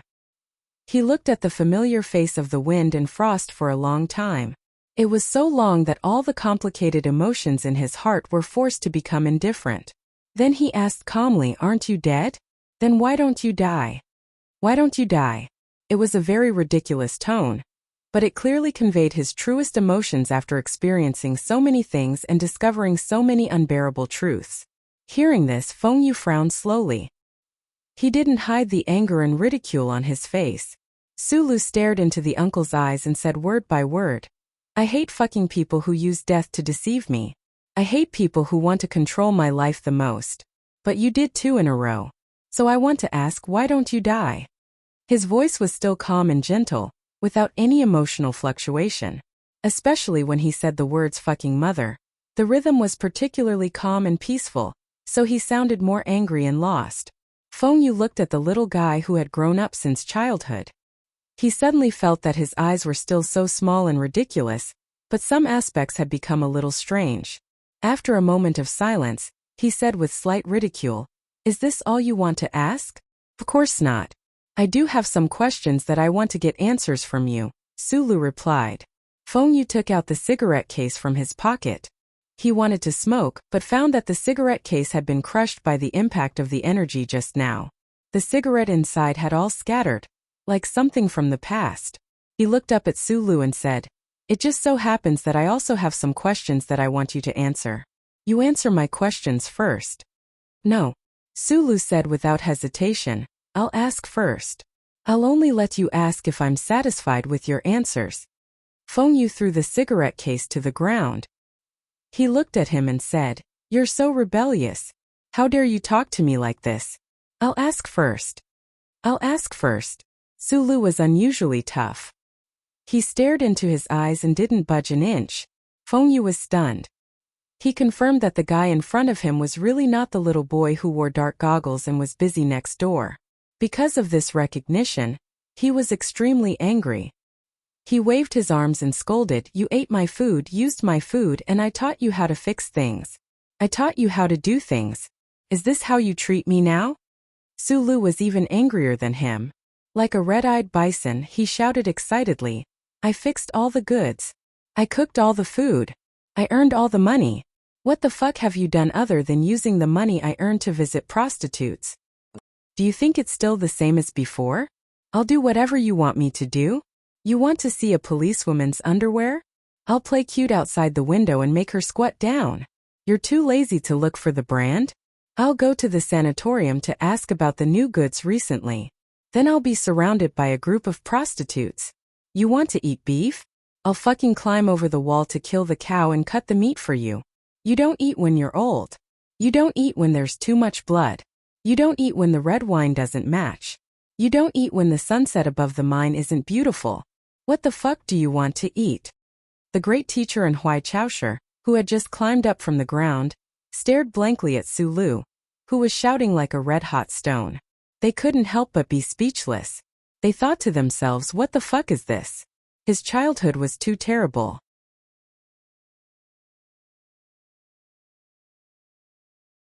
Who was the one who said that the Federation prioritizes human rights? In Feng Yu's imagination, when he appeared in front of Sulu again, it would definitely be a warm and sentimental reunion. That little boy would throw himself into his arms and listen to him tell him many awesome stories. Then he would be moved to tears. Who would have thought that it would be such a scene? Back in Donglin, Sulu had once guessed that the owner of his repair shop should be a master. Although Feng Yu was many times more powerful than Sulu had guessed, how could a guy who let his apprentices work to earn money for prostitutes be like a master? Feng Yu was at a loss for words. Suddenly he felt ashamed and angry. He jumped 3 meters high and roared back unreasonably, "I'm your boss. I'm your teacher. Don't even think about denying this for the rest of your life. You don't even fucking respect your teacher anymore. Is there such a thing in the universe?" Sulu stared at him and said in a deep voice, "You've lied to me my whole life. What's the reason for that?" In the midst of the wetland, there was a deathly silence. "Uncle, I'm very strong now. Now there's an even stronger person standing behind me." Sulu stood in front of Huai Chaosher, looked into Feng Yu's eyes and said, "I think you should accept that the way we communicate has changed. I hope you can answer my questions honestly." Feng Yu laughed. His rotten teeth were particularly dazzling. He said mockingly, "I really didn't expect that there would be someone in this universe who dares to threaten me." Huai Chaosher looked at him expressionlessly and said, "That's because you haven't met anyone who can threaten you. Today, it's a coincidence that there are 3 of them." Master Fan suddenly said excitedly, "Xiao Shi. He cheated on your father. Sulu, he played with you your whole life. As for me, he stole my family's boat. Everyone, shouldn't we beat him up first before we start chatting?" Feng Yu's expression changed slightly.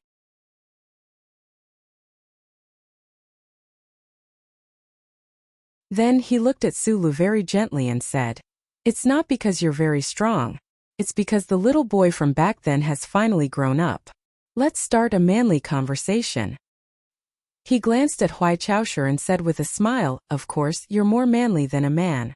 There's no need to argue. Sulu didn't smile.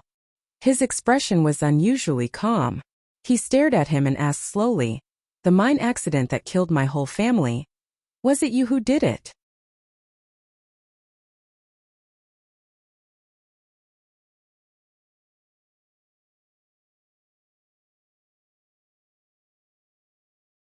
Chapter 830. The living Feng Yu was already a legend. From a certain point of view, he was even more legendary than his dead brother, Li Pifu. If his incredible deeds were gradually discovered by later generations after his death, the human society would immediately become as lively as it was at the beginning of the Big Bang. For such a person, it was probably extremely difficult to find an existence that could threaten him except for the glory of the charter. However, the other three people in the morning fog of the wetlands seemed to have the ability to do so more or less, especially Huai Chaosher, who had unceremoniously proven her strength. Therefore he had to be threatened. This was a very wonderful scene, one that had not appeared in the past 70 years. If the charter computer found these four people in the wetlands, it would not hesitate to shoot down the main cannon. More than half of the strong people in the universe would be wiped out, and it would be able to complete many of its historical missions. You know what I mean by family and mine disaster. Feng Yu looked at him with a trace of pity. The morning breeze blew his white hair. After a moment of silence, he replied seriously and calmly, it's not me. Hearing these three words, Sulu slightly raised his face. Looking at the sky that was still covered by fog, a relaxed smile appeared on his face. Probably because he had gotten rid of the deepest fear of these days, his body suddenly became relaxed and warm, as if he was soaking in warm water. Feng Yu's life was a life full of lies. No one would think that this legendary person would have such a bright temperament that disdained to lie. However, for some reason, just like when Sulu asked about the big explosion of the Empire before they met for the life and death contract in the mine, as long as he said no, he would believe him. Although he was a cold-blooded and despicable person, Sulu still believed him, or rather was willing to believe him. Feng Yu's slender hands rummaged in the broken car for a long time. Like magic, he took out 2 bags of beef jerky, a bottle of red wine, and 4 crystal wine glasses that could be called handicrafts. Feng Yu slowly poured the red wine into 2 glasses and threw the rest to the great teacher. The great teacher took the wine and shook his head. Then he walked towards the winter tree with Huai Chaosher. Master Fan sat against a withered winter tree. Huai Chaosher stood silently under the tree. Sulu took the wine glass and stood in place. Feng Yu leaned against the broken car and sipped the red wine, letting out a sigh of satisfaction. He habitually touched his pocket and found that it was dry and empty. In front of him, Sulu took out a blue box of brand 37 cigarettes and handed it over. Feng Yu was slightly taken aback. He smiled and lit a cigarette. Then he raised the lighter in front of Sulu. Sulu thanked him and lowered his head to light the cigarette. He said in a low voice, let's talk about these trivial matters. After I came to Donglin, I investigated the mine disaster. It really didn't seem like an accident. It was too close to the residential area and too powerful. Biting the burning cigarette, Feng Yu's eyes pierced through the withered branches of the winter tree and the strange fog that did not disperse. He said, according to my deduction, the mining accident may have been caused by one of the seeds of the empire before you. The death of your foster parents and sister would be helpful for you to hide your identity more deeply. Sulu narrowed his eyes. He vaguely felt that there was something wrong with this deduction. However, he could not see where the problem was. His mood was slightly cold, so he took a deep drag on the cigarette. With your personality, you definitely don't remember the last words I told you when we parted in the mine. One of them was to make you forget the words revenge.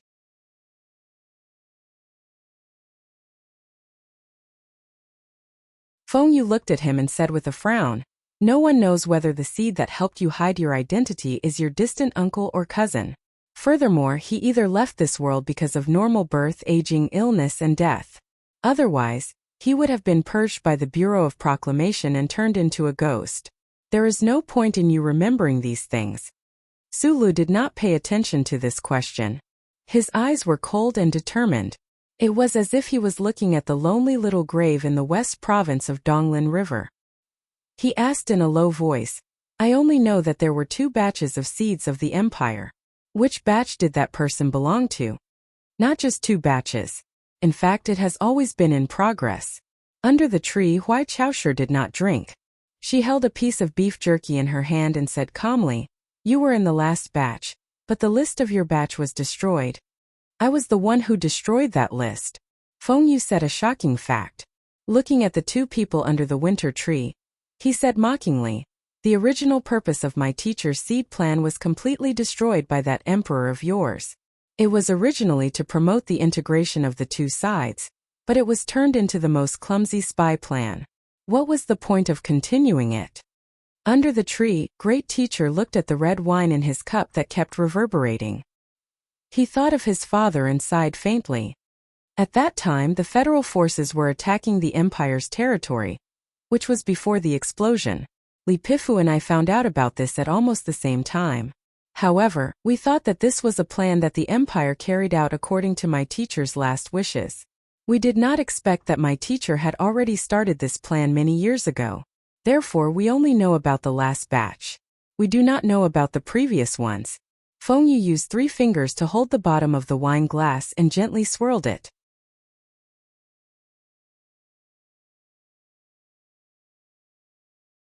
He lowered his gaze and said, At that time, I had already fallen out with the old man. However, that huge explosion wouldn't happen for another year, so I hated him. However, he didn't hate me that much. I negotiated with him and convinced him that those babies who didn't know anything were innocent. Under the condition that he agreed to remain silent, I promised to enter Tianjing planet for him and destroy that name list. There were very few people in that group, or rather, there were very few infants who were sent into the spatial passage by Huai Fuchai but were lucky enough to survive. He raised his head and looked into Su Li's eyes. You were the only one. At this moment, Master Fan, who was sitting under the tree, furrowed his brows and quickly moved his fingers. He suddenly raised his head, stared at Feng Yu and asked, Was it that time when you snuck into Tianjing planet and abducted my sister? Huai Chaoshu lowered her head slightly to express her attitude. She could not participate in this topic, as it involved the face and dignity of the empire's royal family. Feng Yu was silent for a moment and did not answer this question. He looked at Su Lu and continued, The list was destroyed, and the tentacles that Bermuda extended into the Federation were also cut off. Therefore, from then on, no one knew where you the seed was except for me. Father and I only knew that you were still alive and should be in the Federation, but we didn't know where you were. What's your name now?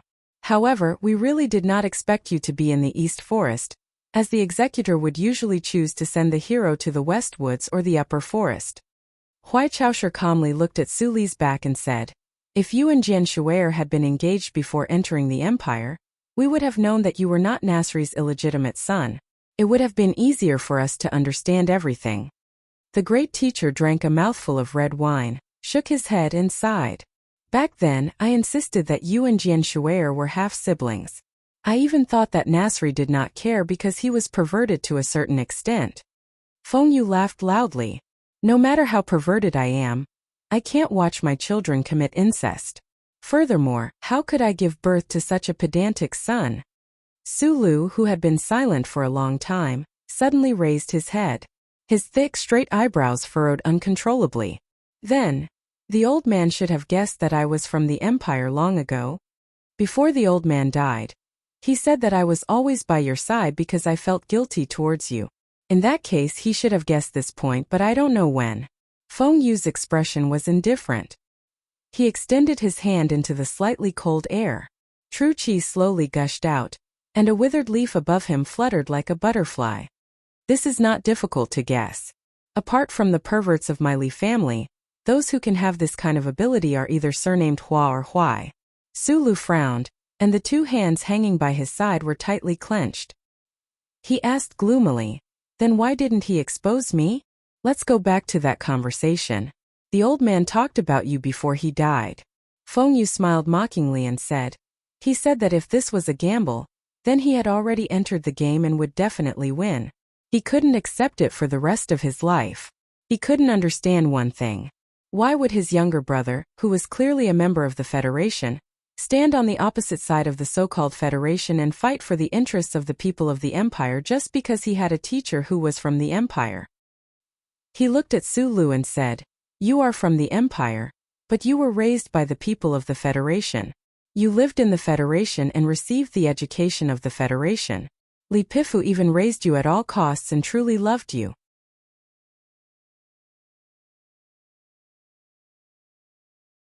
He just wanted to know if you would be like me, and still stand on the side of the Federation, even after knowing your true identity."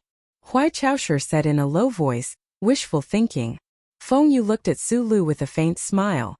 "Is that so? Although I think the old man's gamble is very childish, at least for now, I don't think he has lost." Back then in the military prison of Qingcheng, when the Federation's god of war Li Pifu met Sulu for the first time, no one knew what kind of complicated mental process he went through. Even when the old man fell into eternal sleep in Feiqing, no one knew. But Sulu himself remembered that meeting very clearly.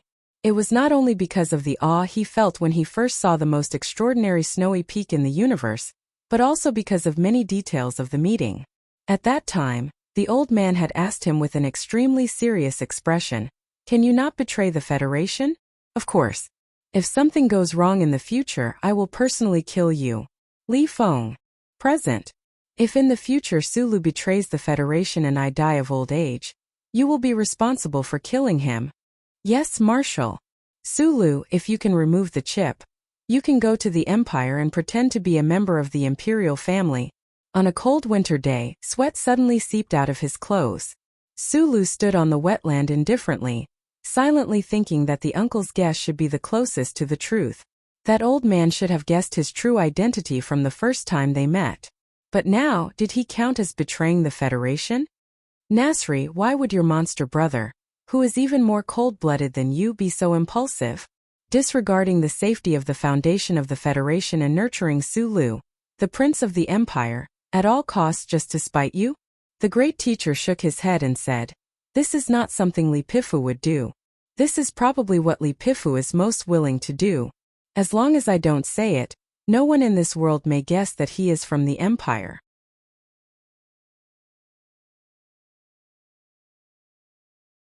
In fact, even if I say it, no one will believe me. Then, if we continue on the usual path, the one who will lead the federal forces to destroy the Empire in the future will definitely be the successor of the god of war, Sulu. Feng Yu said, "Let the Empire be destroyed in the hands of someone from the Empire. Don't you think this is the most interesting and powerful idea for an old man who has been following the rules all his life?" "It will be exposed one day," Huai Chaoshu said with a frown. "Then it's even more interesting. The new god of war of the Federation is from the Empire. Then what will happen next? Peace?" Feng Yu drank up the red wine in his cup and sneered, "Regarding this bet, he is not betting with me, but with the teacher he killed with his own hands. In my eyes, the old man has been living in the shadow of that incident for the rest of his life. He became the god of war because of it. Every time he is pushed up the altar by the Federation, the shadow in his heart becomes thicker. So, he really wants to know if what the teacher did back then was right." Feng Yu's expression was very sarcastic, and his laughter was very exaggerated and hurried. So fucking funny.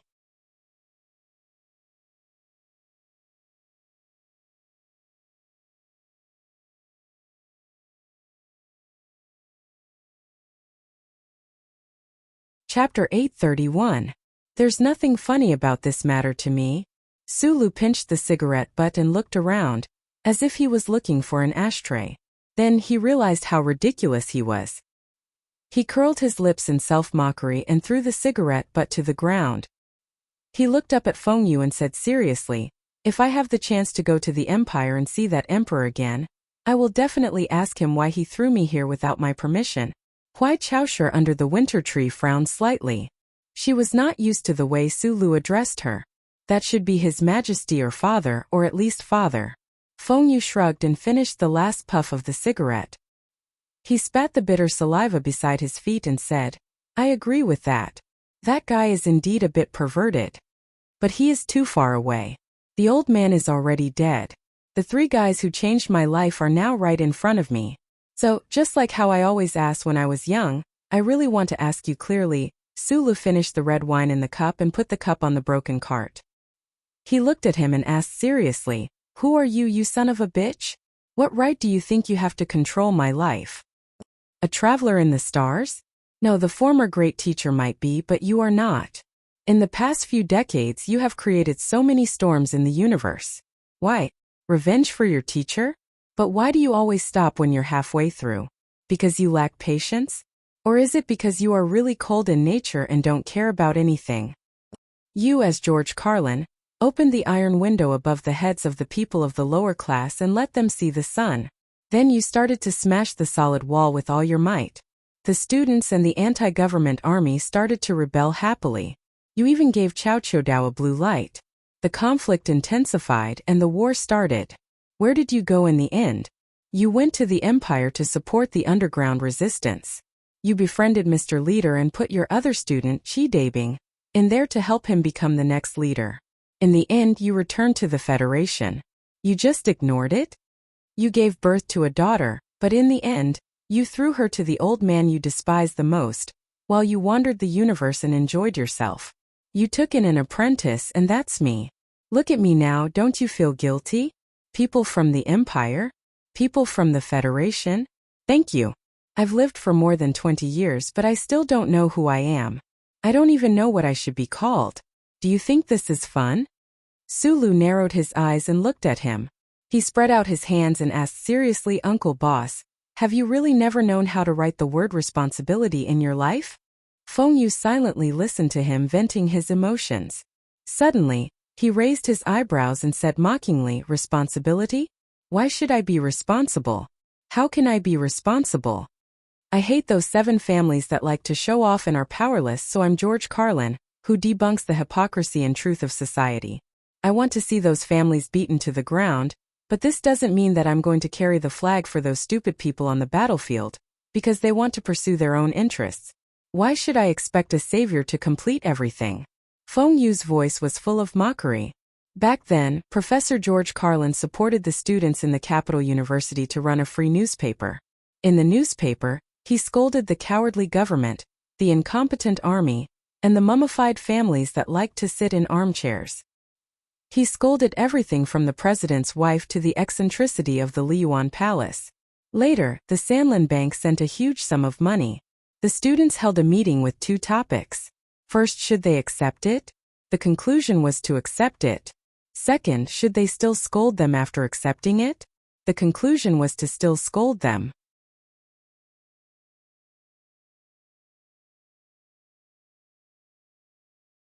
The reason was that they were shareholders after accepting the money. If they were shareholders, they naturally deserved to be scolded. I went to say that the students shouldn't have accepted the money. The students were unhappy and asked if the newspaper didn't need capital stock. I said that it wasn't capital stock. They asked what it was. As the story was told, Feng Yu's voice became sharper and sharper. He looked at Sulu and shook his head. At that time I wanted to say that it was a bribe. But when I found that the students in the newspaper mainly used the money to flirt with girls, I thought that it should be called whoring funding. So I stopped paying attention to the newspaper. The advanced young students had a huge amount of capital stock and naturally didn't need my signboard. They still scolded and were still happy. In the end, they were caught by the police in an unlicensed brothel and were charged with the crime of incest. Only then did this matter come to an end. Of course, I didn't think that these students should go to jail for 2 or 3 years just because they scolded a few people. So I went to the Liyuan Palace and borrowed his small round hat to play with for 2 days. But this matter made me understand some things. These were some young students who had received higher education. If even they were so stupid and bastards, then why should I be responsible for the people who were even more stupid and bastards? What information asymmetry? What dark family? What unfair legal system? It's all fake. Humans are a very inexplicable creature. All the vile and despicable things are in everyone. Feng Yu spread out his hands and said with a smile, "As for the other things you want me to be responsible for, how can I be responsible for the teacher who died in the hands of his own brother? Kill him directly? Well, even if I killed my family for personal vengeance, I still have to be able to kill him. Does this count as being responsible?"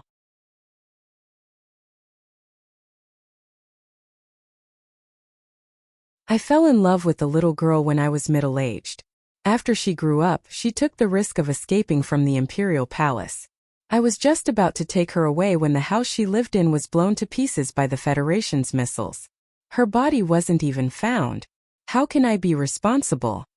I had just found my daughter when I was discovered by that damn charter computer. Tell me, how should I be responsible? Does that big explosion count? Does it count that I became the most wanted criminal of the Federation? Does it count that the old man finally broke up with me? Does it count that my rotten teeth? Does it count that the best friend of my life was in a cold war with the woman he loved most in the last few years before his death because he refused to sign the arrest warrant? His smile was very cold, and his tone was very calm. But in this long paragraph, countless words were like countless sharp alloy knives that slashed at the quiet wetland, the thick fog, and the sky above the winter tree, leaving deep marks and scars everywhere. It was so sad that it was about to crack. Sulu pursed his lips tightly and looked at him silently. Under the winter tree, the great teacher's mood was gloomy. There was a faint sadness in his eyes, probably because he thought of his dear sister and his other niece that he had never met before. Hui Chaosher, who was usually indifferent, had the most complicated expression at this moment. She was a little sad and a little lonely. She said in a low voice in self-mockery, "I don't care about the internal affairs of the Federation that you're talking about. When my mother fled the royal palace, I already have some vague memories.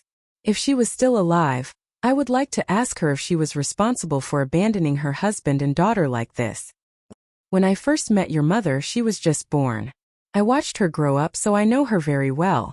Feng Yu's eyes were cold as he said slowly, "Although I didn't have the chance to ask her, I believe that the pain she felt when she left you was no less than yours." Then he continued indifferently, "The people I knew back then all said that I was heartless, cold-blooded, and irresponsible. But who in this world has ever been responsible for me? I told Li Pifu that my epitaph in the future will be, 'I won't forgive anyone, and you don't have to forgive me either.'" A gentle breeze blew over, carrying a faint mist. Feng Yu's unkempt hair trembled in the wind. Only now did Sulu notice that the wrinkles at the corners of his eyes were much deeper than before, and the silver at the roots of his hair was unusually striking. Perhaps it was because Li Pifu was already dead, and the uncle had lost his last opponent in the universe. His eyes were wide and empty, so he appeared much older. "Uncle, you're not someone who needs sympathy." After a moment of silence, Sulu said, "I never participated in your history, so I don't need to forgive you. And I also don't have anything that requires your forgiveness. I want to make this clear." Feng Yu smiled in relief and said, "This is what I want to see. Teacher has been very good to me since I was young. He even gave me that ship. I have nothing to repay him with, so I chose to go to Donglin to watch you grow up. After all, I thought that you were the last seed in his plan, but in the beginning I didn't plan to participate in your life. I didn't even plan to tell you about my true background. I remember that I once asked you why you chose me when there were so many repair shops in Donglin. Now, I vaguely understand that this is probably fate." Feng Yu raised his head and looked at the blurry sky that seemed to have countless faces like him. He said slowly, "Since you found me, then I can only bear this responsibility. You asked me if I've ever been responsible? At least you count as one." He lowered his head and looked at Sulu.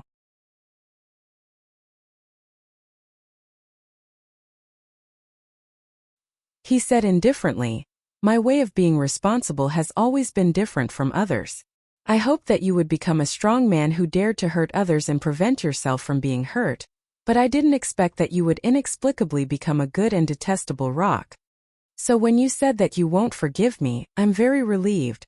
A man living in the stars should be an evil guest." Deep underground of the Bureau of Proclamation building, rows of data compiled in green machine language flowed on the giant 2D light screen. There was no Bureau of Proclamation staff in the spacious space. Only the data mixed with the faint sound of static electricity flowing at high speed, like a dark green waterfall. Other than some extremely strange and abnormal geniuses, no one could see or understand the true meaning of the machine language. Naturally, no one could see it clearly. Every 5 seconds, the image of an eye would appear in the green waterfall of data. It would appear for about 0.001 seconds. The eye had no human emotions. It seemed to be looking up into the distance. It was unknown where the indifferent gaze was looking through the countless meters of underground. Abnormalities 1 to 73 have been overlapped. The bait plan will enter the next phase. Draw up an attack plan and submit it to the relevant departments for approval. Warning. This is the first sequence of events. The Federal Central Computer coldly issued the warning. Then, the precise coordinates of the center of the wetland shrouded in thick fog were transmitted at the speed of light to the qualified departments. You're tuning in to the Li Mei's Wuxia Whispers YouTube channel. We're so grateful for your support, and don't forget to subscribe to join us on this incredible journey through captivating stories. Your generosity through donations truly makes a world of difference, as it's the primary source of revenue that allows me to expand and enhance this channel for you. Thank you from the bottom of my heart for being a part of this adventure.